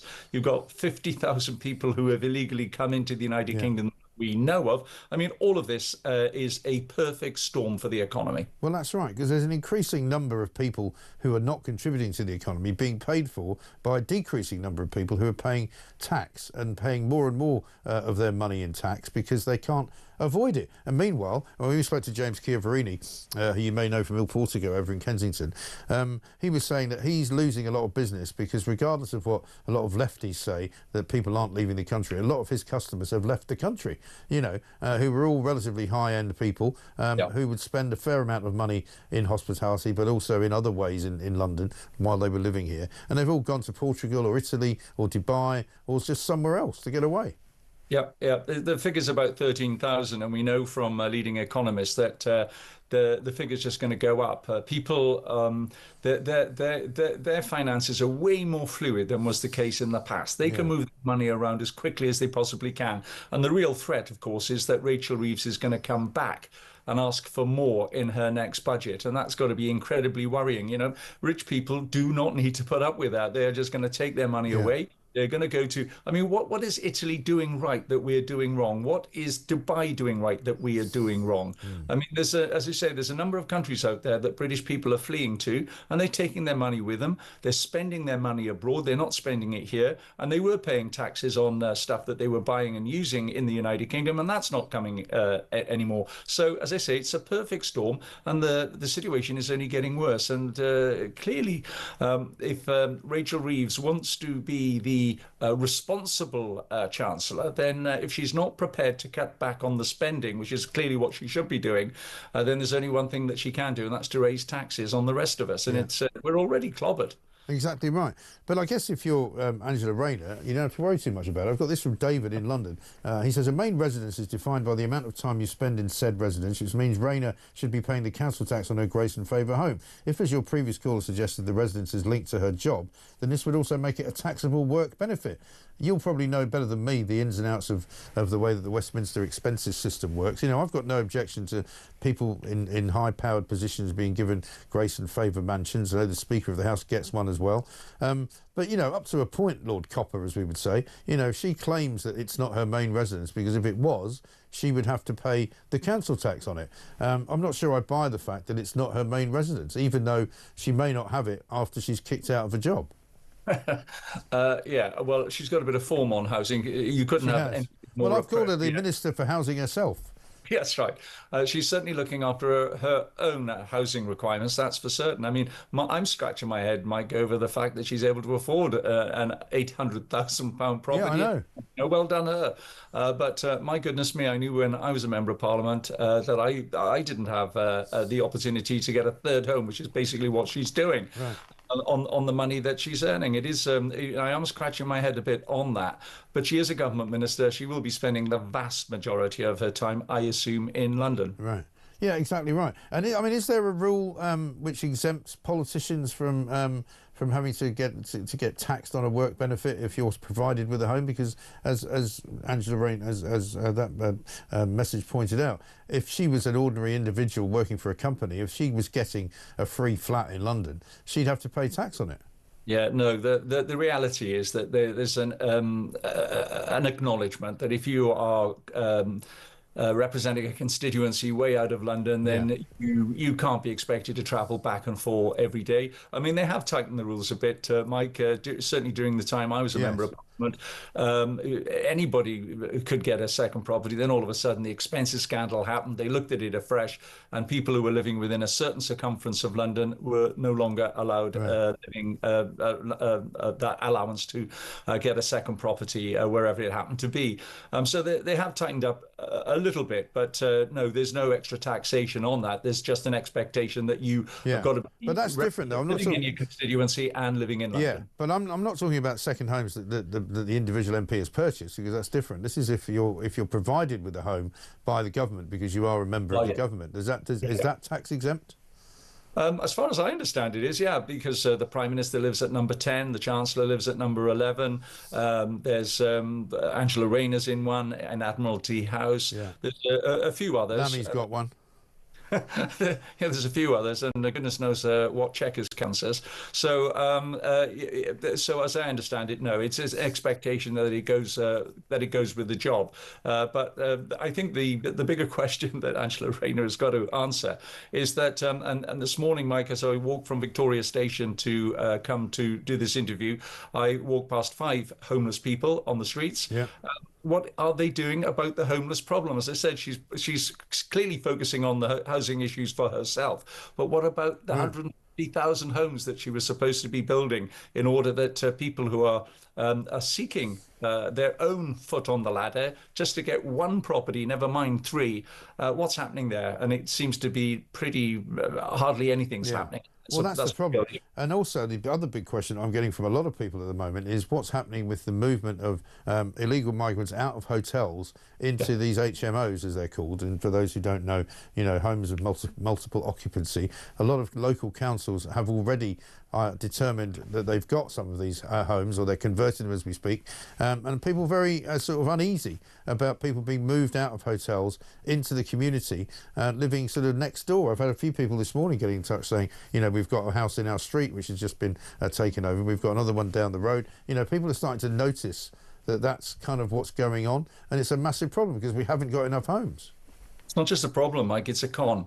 It's a little bit like the one in, one out, because we're only talking about a figure of 100, as I understand it. Well, over 210 came into the United Kingdom on a small boat on one day last week, right? So it's an absolute con, and people know it. And if they are going to accept that they are now going to have to close these hotels, even though Yvette Cooper apparently is going to go to the High Court to appeal the decision on Epping the other day, then, and that sounds quite ridiculous, if they say that they want to close the hotels, then that's what they ought to be doing. But if you're going to just move them from hotels into homes of multiple occupancy or into other homes, Mike, then all you're doing is shunting the problem. Yes, exactly. Or possibly even making it worse. Mike, shunting the problem. Or making it worse, actually. Yeah, and people have woken up to all of this. They're not stupid, and they will more recognise the fact that people are moving into their communities. The real answer is, and I've written to Kemi Badenoch on this, and it is quite simply to ensure that anybody who enters the United Kingdom on a small boat is guilty already of a crime.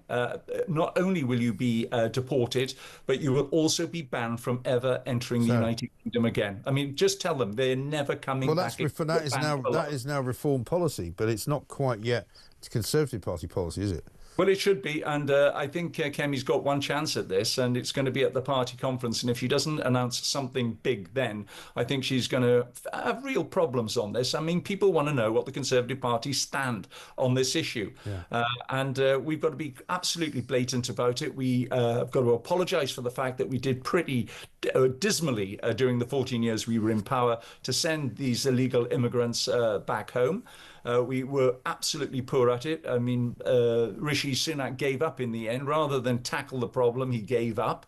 And the problems just got worse. So we've got to get to grips. People ought not to be put into the community. They ought not to be put into hotels. They ought to be put into detention centres, and they should be deported pretty quick. I mean, Donald Trump's doing it. He's got 10 countries already lined up who are prepared to take the illegal immigrants that are coming into the United States. And funnily enough, it sorted out the problem. All Keir is talking about is tackling the people smugglers. Remind me, Mike, how many people smugglers have been taken to court? How many have been charged? How many have been convicted? I think there's one, or possibly two. I mean, so the problem hasn't been sorted, and people are coming in record numbers. Yes, but now, of course, he's worked out that doesn't work. So now he's trying to make us believe that this one in, one out nonsense is a thing. When he's claiming there's 100 people that have been detained, we don't know where they've been detained. We don't know when they'll be sent home back to France. And even if they are, we get another 100, nonetheless, in their place. So it's not a reduction in numbers; it's an increase in numbers. Yeah, well, as the Home Secretary is Euro-railing around European countries, I hope that she gets an opportunity as she comes home to stop off in northern France and have a look at the problem for herself. The fact that we are paying hundreds of millions of pounds to the French, who are basically doing pretty little other than waving goodbye to these people as they get on small and come into the United Kingdom. As I said, they should be intercepted as they come in, taken to a detention centre, so there's no fast food jobs for them, no benefits for them, and they're going to be deported pretty quickly. It's not going to be years, a matter of years. And whatever the legislation is necessary, whether it's a removal from the European Convention, which I think is absolutely essential now, to pull out of to replace the current human rights which are being used against us by lawyers. We need to have a British Bill of Rights which are going to put British people first. People who live in this country get up early in the morning, pay their taxes, and they're seeing their taxes being squandered on thousands of people who are being put into hotels throughout the country. And moving them into other homes is simply not going to sort the problem out. It's just going to shunt the problem. And people smugglers know this. People are I understand they're putting notices up around Calais, warning people about what's going to happen to them. Really? Yeah.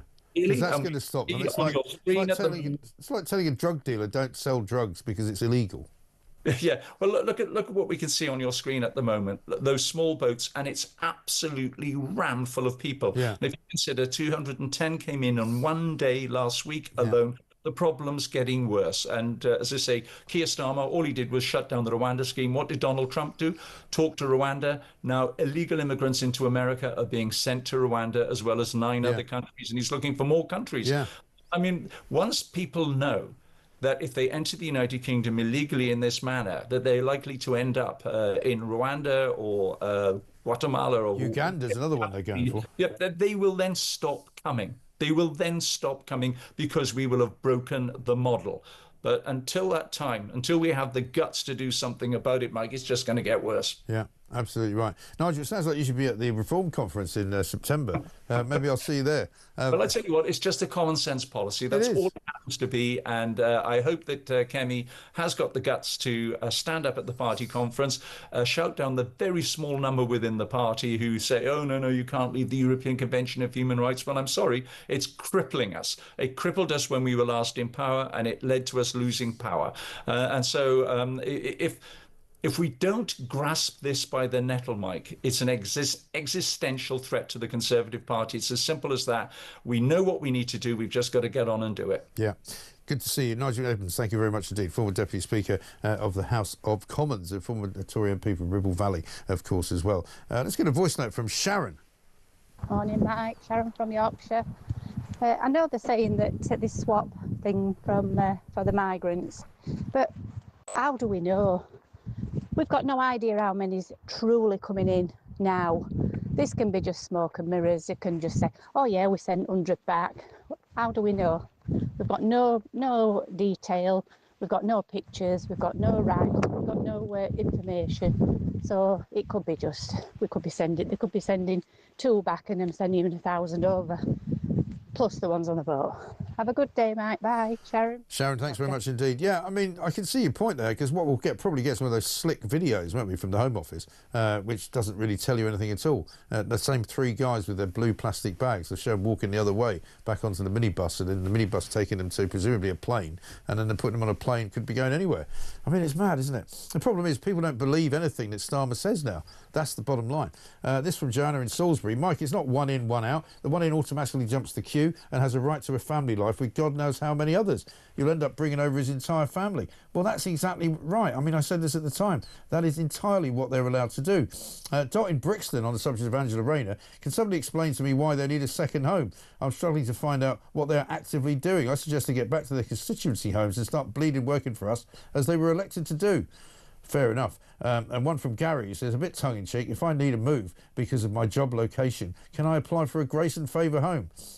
Only if you're going to go and work for the government, Gary. You get one then. And then it has to be like Foreign Secretary, Deputy Prime Minister, something like that. Home Secretary maybe, or Prime Minister even. It's 9:23.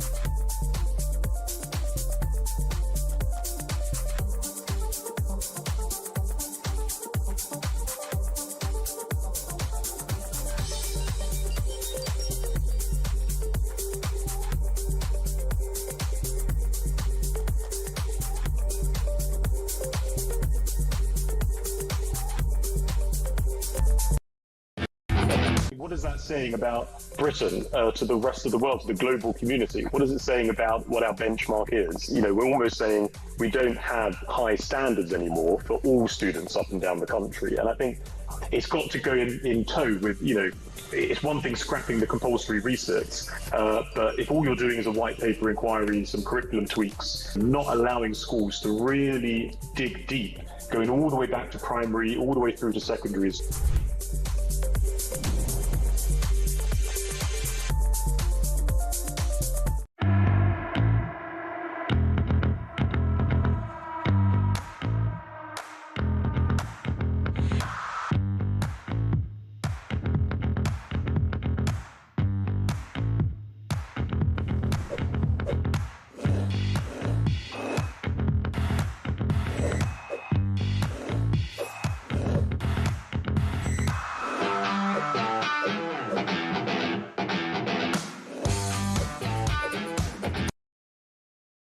Across the UK, on DAB+, on your smart speaker, on your smart TV, and on your side.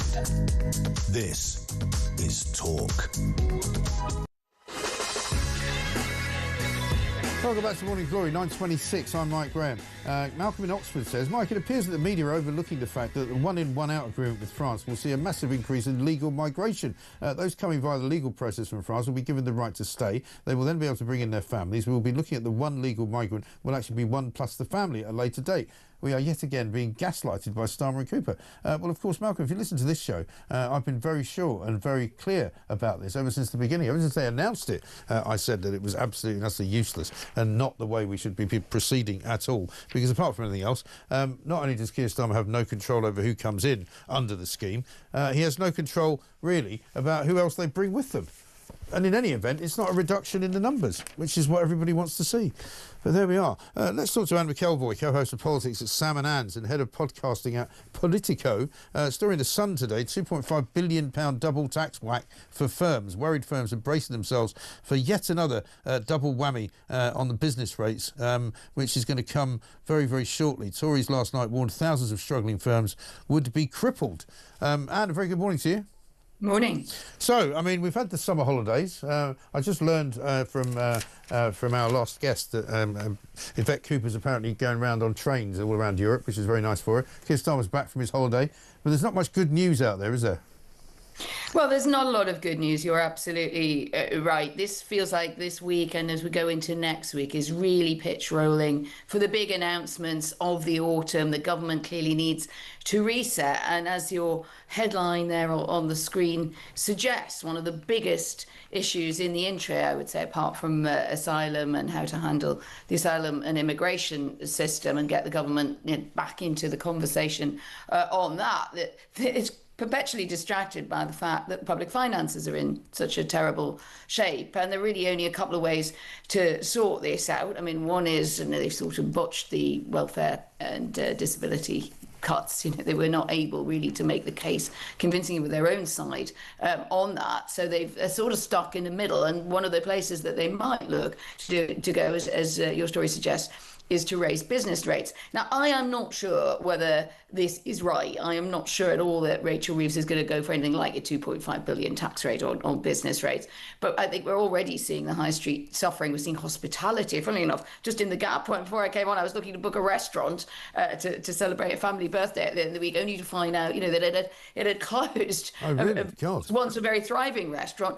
Basically, business rates, staff costs, these things are crippling parts of the economy. So Rachel Reeves has to walk that line, get some revenue in, Mike, but what she can't really do, I think, is throttle businesses as she goes along. I think there'd be a massive pushback. It would be a bad idea, but unfortunately, like everything else, they're raising more money. We read over the weekend that some economists are saying we could be heading to a kind of 1976 crisis scenario where she has to go cap in hand to the IMF, because the story is not that taxes are going on anymore. It's about the fact that even raising taxes isn't enough, because the amount going out the other end is still too high, whether it's welfare, whether it's migrants, whether it's government expenditure, whether it's just paying back the interest on the loans that they've got and the borrowing on that they've got. They can't raise enough tax to even out the curve.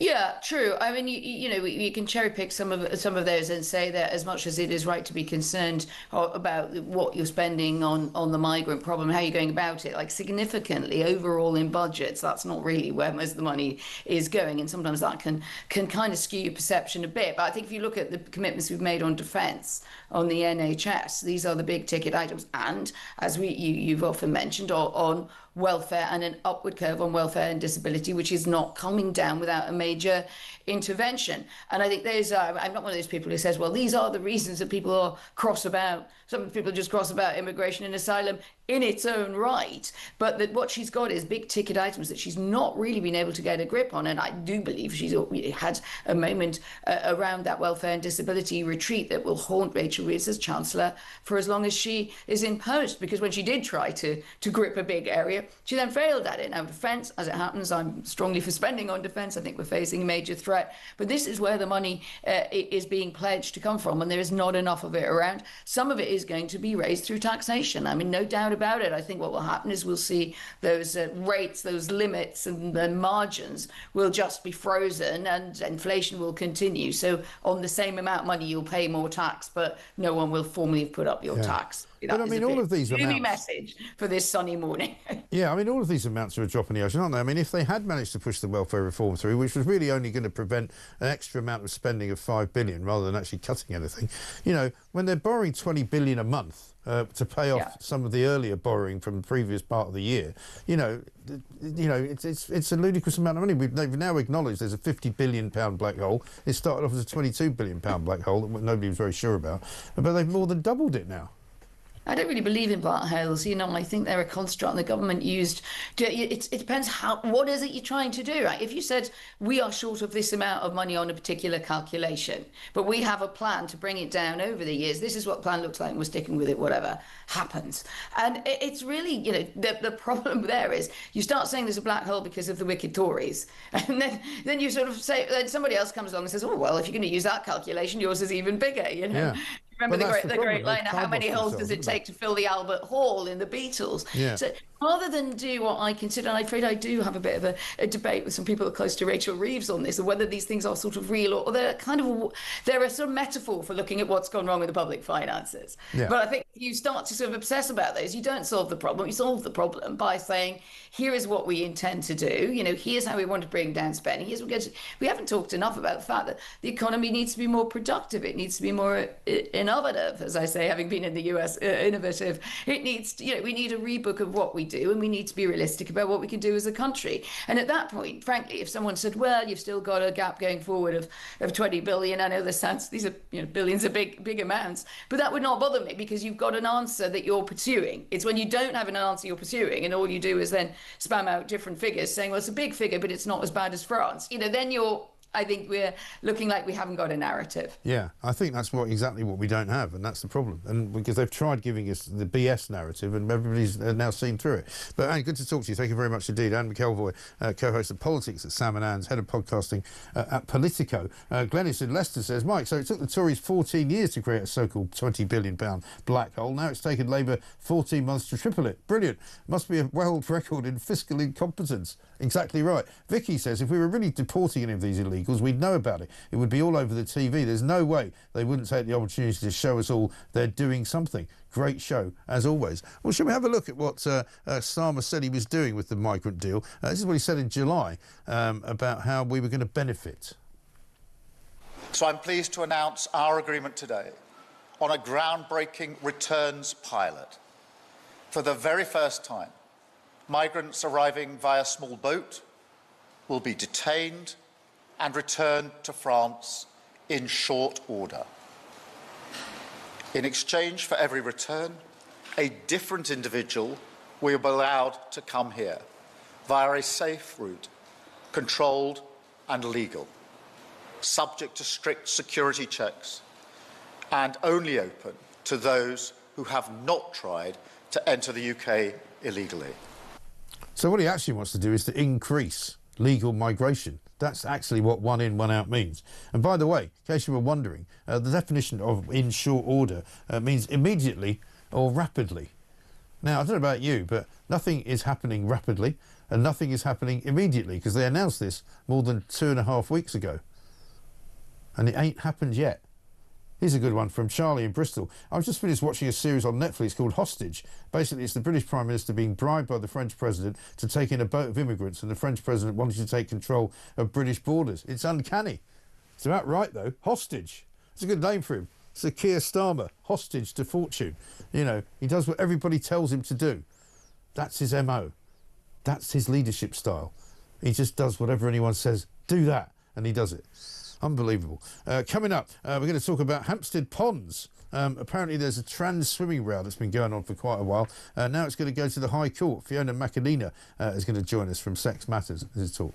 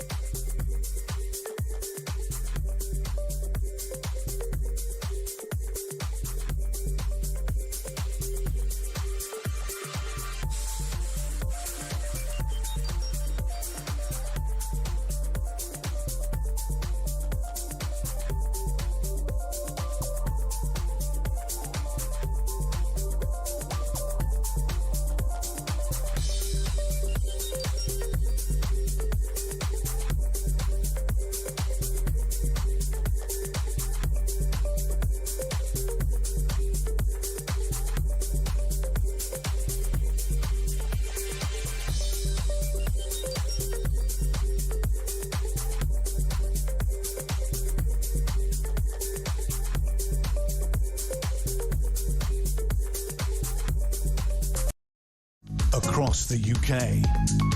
On DAB+, on your smart speaker, on your smart TV, and on your side. This is Talk. Jeremy Kyle back this afternoon from Forward Drive, and he's been telling you, and I'll be telling you soon, we've got a big announcement to make, he and I, which we'll bring you very shortly, right here on Talk. But right now, let me just read you this. Just an update, says Russ. It's been reported that just under 900 arrived here this weekend. How wonderful. That's, of course, the migrant figure that we didn't know. And Derek says this from Norfolk. When the 100 asylum seekers arrive here from France in exchange for our 100, where will they go? HMOs or hotels, i.e. still at taxpayers' expense. Well, yeah, exactly. It's bad. It's bonkers. Anyway, never mind that. We've got something else to talk about now. Fiona McInerney's here. Very good morning to you, Fiona. Morning, Matt. Nice to see you in the studio. Director of Campaigns at Sex Matters. You might have been following this story. There's been a big row going on in Hampstead Ponds, which if you know them, are sort of, I guess, wild swimming areas, you would call them. I mean, I grew up there, so I kind of know them rather well. George Michael used to enjoy swimming there. And there's been a big row going on because trans women have wanted, of course, to access the women's pond as opposed to the men's pond, and it's now hit the High Court. Fiona, tell us the story.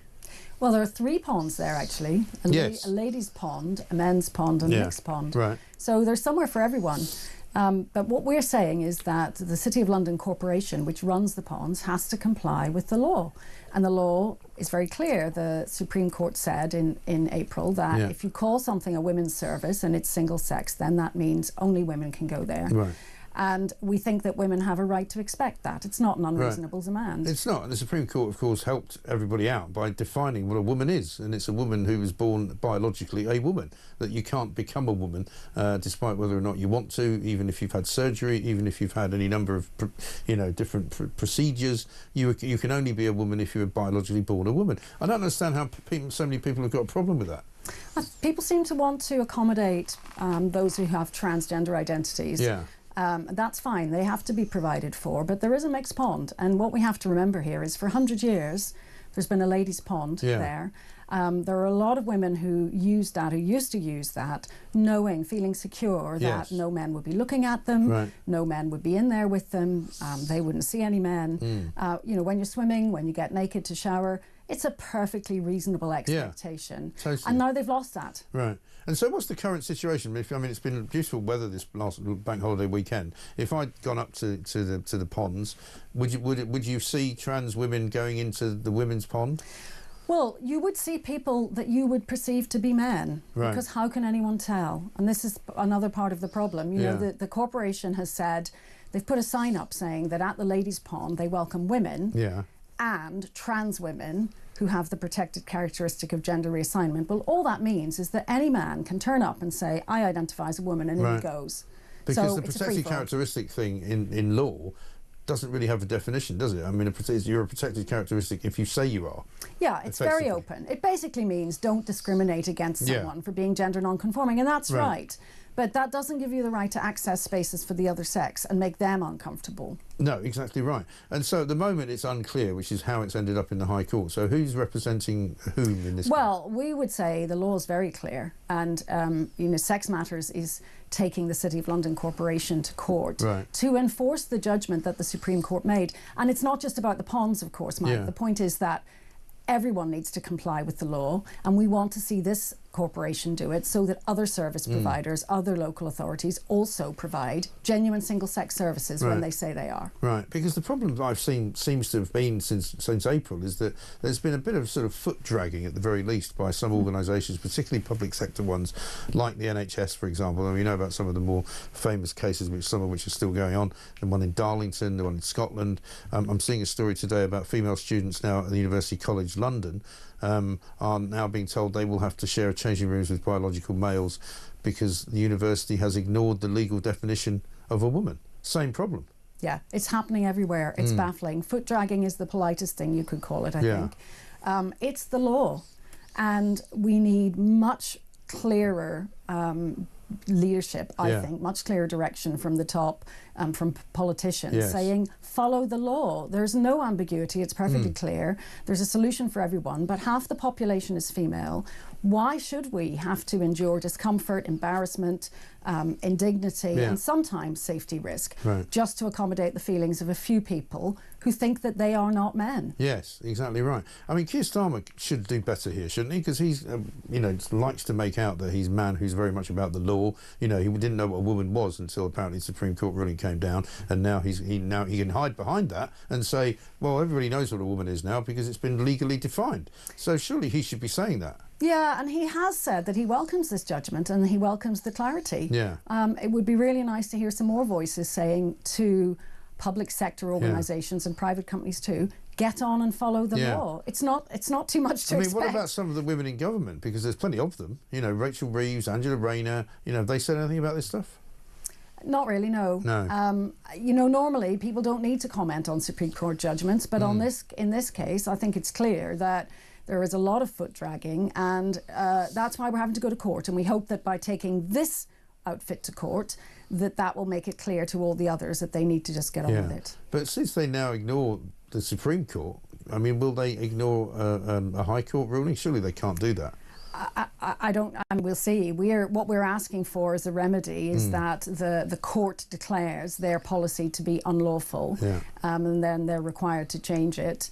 You know, the Supreme Court was a general statement which was very clear. This will be a very specific direction to the City of London Corporation. I think that will be hard to ignore. I would think so. But again, I mean, I've seen conversations take place in various different kind of, you know, situations where you've got senior Labour and members of government talking about, for example, how are you going to enforce it in civil service offices? How are you going to make sure that, you know, that biological men don't access women's toilets?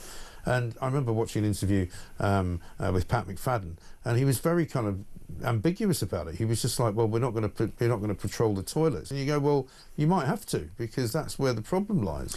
Well, the thing about that is we always had single-sex toilets, and no one ever worried about patrolling them because they relied on decent people to do the right thing. So why can't we rely on that again? Are they really saying that they think that some men simply will not respect the rules? If that happens, they should be dealt with. But I think it's reasonable to say we all know what sex we are. We all know where we're supposed to go and where we're not supposed to go, and let's start with that. Yes, but the trouble is this whole sort of industry, if you like, this trans industry, I'm going to call it that, is full of activists who don't take no for an answer, and they think that it's their right to enter a space which you don't want them in, and they say that that's because you're a bigot, right? Which is completely and utterly ridiculous, I know, and I'm not asking you to even justify it, but what I'm saying is that that's their view, and so I don't see that they will ever stop doing it unless they start getting locked up or something. Well, women have a lifetime of experience of men who will not take no for an answer, and this is just another example. And yet again, women are having to crowdfund, raise money, just like for Women Scotland did for the Supreme Court case, to go to court to say, no, there are rules, women do have boundaries, and they apply to everyone. Yeah. Let's have a look at what Keir Starmer actually said after the Supreme Court ruling. Look, I think the Supreme Court has answered that question. So you don't think a trans woman is a woman? Look, a woman is an adult female, and the court has made that absolutely clear. I actually welcome the judgment because I think it gives real clarity. It allows those that have got to draw up guidance to be really clear about what that guidance should say. So I think it's important that we see the judgment for what it is. It's a welcome step forward. It's real clarity in an area where we did need clarity. I'm pleased it's come about. We need to move and make sure that we now ensure that all guidance is in the right place according to that judgment. He just can't help himself, can he? You know, all guidance is in the right place according to that judgment. Why can't he just say, you know, organisations should now know that the law is changed, the law has now been very specific, and you cannot allow anyone who is not a biological woman into a woman's space. That's it. You know? If I could write his speeches for him, he'd be a lot more popular. Well, he is backing the judgment. Of course he is. It's the Supreme Court. Well, it's the law. Yes, I mean, he's the law. Prime Minister. Yes, and it has always been the law, in fact. What this judgment meant was that it was clarifying what the Equality Act had always meant. So there's no reason for anyone to wait. They don't need guidance. They don't need new interpretation. They just need to do what we all know. Yeah. It's very simple. Just follow the law. Yeah, straightforward, you would think. Absolutely great. Fiona, very good to see you. Thank you very much. Fiona McInerney there from Sex Matters. And the court case will hit probably take a while to get to court, but when, do you know when it's going to happen? We hope, well, they have 21 days to respond to us. We hope to be in court in the autumn and have a judgment before Christmas. Okay, excellent. Well, let's hope the wheels of justice move smoothly for you. I've had a very interesting addition from Mark, a very clever friend of mine, who says any story about Starmer being taken hostage should obviously not be called hostage. It should be called sausage. Brilliant. This is Talk.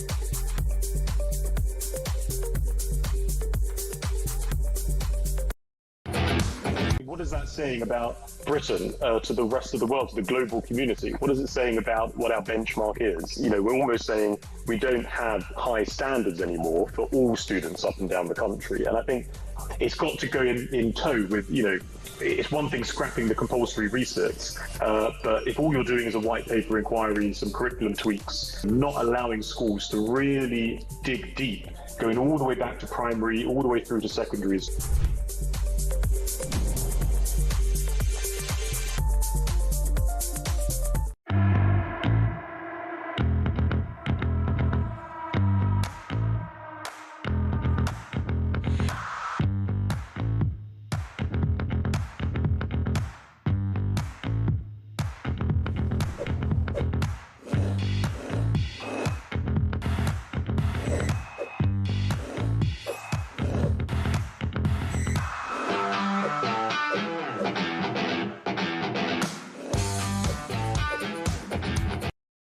Across the UK, on DAB+, on your smart speaker, on your smart TV, and on your side. This is Talk. Welcome back to Morning Glory. Coming up to very nearly 10 minutes to 10. Julie Hartley-Brewer here in a few moments' time. Morning, Mike. What's the calibre and morality of someone who's prepared to turn up in the House of Lords to get their £361 and then bugger off? Aren't these people supposed to be our trusted guardians of all that is right and just in society? Yet they'll quite happily scam the system for a few £100 a day. Says it all about these grifters, says Susan in Worthing. To be fair, I think that's a fairly small number of people that do that. And I know quite a few people now that inhabit the House of Lords, and I know they work pretty hard, actually, to do what they do. And sometimes you do hope that they will be a bit of a chain around the wheel, if you like, of any mad government that wants to push some stuff through which isn't going to be good for Britain. And I certainly would welcome a House of Lords with a few more teeth if they were a bit more kind of, you know, sensible, I guess you would say. And I quite like the idea of the proportional representation that was suggested earlier, that you could represent the second chamber with people who were nominated as a result of the share of the vote. I think that would work well. Let's get a voice note from Elle. Good morning, Mike. You're my favourite. On immigration, I lived in my council house for 24 years. I bought it years ago, and I had to move out in the end because the HMOs around me, because they're decent-sized houses. So absolutely sprung up everywhere. It's very intimidating. Had to leave. Yeah, I mean, HMOs are obviously far more in abundance than anybody ever knew, because we found out yesterday, didn't we, when we were looking at the numbers, if you call it 180,000 that have come in since about 2018, illegally, on boats and possibly on overstayed visas and very possibly on the backs of lorries as well. But you've only got 32,000 currently in hotels, then the rest of them must be in HMOs, right? Because we haven't sent anybody back. even if you take the 30,000 or 35,000 they're claiming they sent back, you know, that still leaves an awful lot of people, over 100,000, who are still here in HMOs, in houses, presumably. Let's talk to Peter Blexley. He was on this morning in the first hour looking at the papers, but also talking about the overnight effects of the latest crime wave at the Notting Hill Carnival. Very good morning to you, and a very good morning to Peter Blexley. How are you, sir? Very well, thank you, Governor. How are you? I'm very well. You're looking very dapper. Good. Thank you. Always well dressed at this time of the morning. Your best dressed guest, I think you should get the award for. It's been a busy old weekend. Notting Hill Carnival's been going on. I mean, I was watching the news last night, and it seemed to me that there was an awful lot of, shall we say, playing down of the crime that was going on, because it's now not the right thing to do, is it, to criticise the Notting Hill Carnival, because it's a thing of great British historical interest. And there are, of course, cultural sensitivities around it. Apparently so. So don't anybody ever tell the truth about it, because you'll get cancelled. All right? Cultural sensitivities. Yes. Don't tell the truth. Right. But the stats we've got this morning are not the full stats. Yeah. The Met will release theirs at about midday. Yes. Because the arrest figures that we've been looking at this morning were only up until around 8 p.m. last night. Now, any experienced Notting Hill goer will tell you that the violence tends to kick off after dark. A bit later. There's a bridge at the north end of Ladbroke Grove. Yeah, I know. And that tends to be where a lot of, shall we say, disquiet and disruption and violence often happens. So we might get a clearer picture at midday. But even so, what I think the figures that we will see from the Met might not give us is an accurate breakdown of how much crime has been recorded. Yes. OK, it's fine to say 2 stabbings, and if nobody died, goodness me, we're supposed to celebrate that. Yeah. Every news report I read said that they were not life-threatening injuries, as if that's OK then. Yes. I mean, it's not OK to have stabbings at an event that is paid for by the public purse every single year, is it? No, it's most definitely not. And I'm going to get on to perhaps heaping some praise in regards to much of what the Met Police did, which will trigger the lefties. All right, while I'm at it, what am I talking about? OK, facial recognition cameras that were deployed. Yes. Last week, there they were, all the blooming lefty lunatics, human rights people banging on about how outrageous it was. Dystopian. Yeah, exactly, yeah.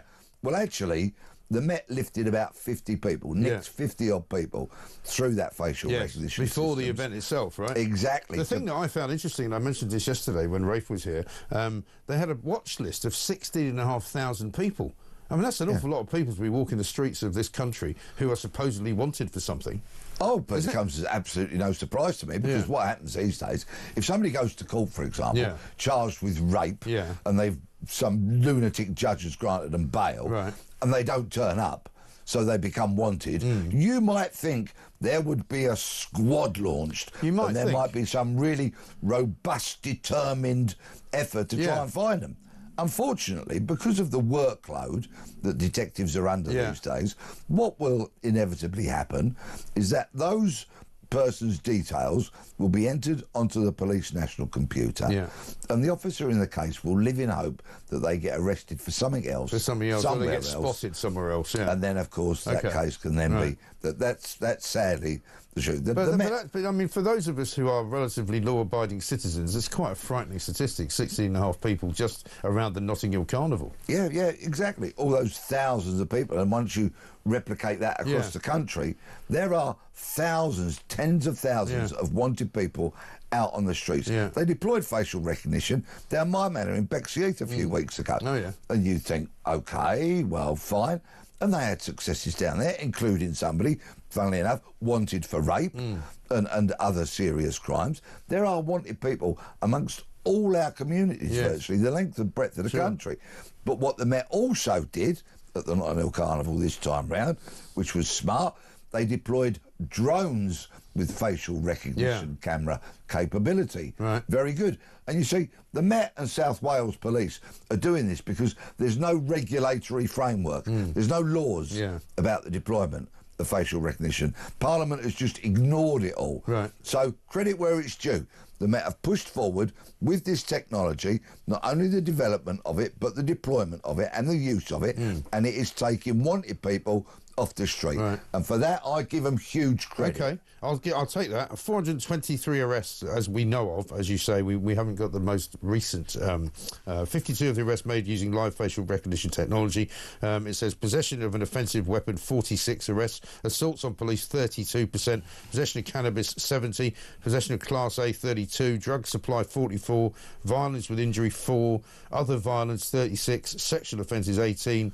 Other offences, 136. The thing that the Mail have highlighted is there's a couple of women fighting in the street who apparently are watched by onlookers who are basically filming it because that's all part of their entertainment, apparently. And then another woman who's being arrested, not wearing very many clothes. She apparently threw a glass bottle of cider at the police. Yeah. Well, there you go. With that kind of rap sheet, charge sheet, criminal record, call it what you will, you imagine any other event. Yes. Imagine if that was Glastonbury's rap sheet. Right. I know. You know, what would people be saying then? Well, it's totally unacceptable. But once again, because of the cultural sensitivities around the Notting Hill Carnival, people should just keep quiet, celebrate it. Yes, don't you dare say anything terrible about it, because, you know, everybody knows it's such a wonderful thing. Absolutely amazing. It's coming up to very nearly 9:58, I think is what I'm looking for. And Julie Hartley-Brewer will be here very shortly, back from Holds, to tell us what she's got coming up on her show. Morning, Mike. Says Gary in Hook. If a legal wants to claim asylum here and then wants to bring his family, then surely that changes the claim. We need to reassess the entire family and the benefit they bring, and not what they will end up claiming. Keep up the good work. I know, it's such a ridiculous idea. It's mad, really. Julia, hello. I am here. Good morning. Welcome back. Good morning. Thank you very much. Looking very well. Yeah, well, you know. How was it? Always, you know me, always enjoy health. Somewhere exotic? Do you know what? No, it's France. You know, that place everyone's fleeing from. You come back on it's dangerous there. You know. Got all the dinghies over. Honestly, it was really efficient. I mean, it was a bit crowded, a bit tight. Yeah. I mean, toilets were, you know, very not quick. It's very quick not now, very, isn't it? easy accessible. Yeah. But yeah, very quick. Yeah. Have you and seen it's great. the, I got escorted here from the. Have you seen the great beach. latest piece of the BBC saying that the migrants are all frightened to go outside because of all the women walking around? No. You know. The best bit of it was this. One man said, one migrant who's we're calling John, not his real name. Not his real name. Really? Yeah. No, really, not I know. his real name. I think it's from Sudan or something. Was it Tanzania? They're laughable. But we're going to be talking. They're fleeing war. Yeah, fleeing war. Well, we're going to be talking about what Nigel Farage is announcing in a very, very hour and a half's time. No, half an hour's time, sorry. I mean, I have to say, sounds good to me so far. Yeah.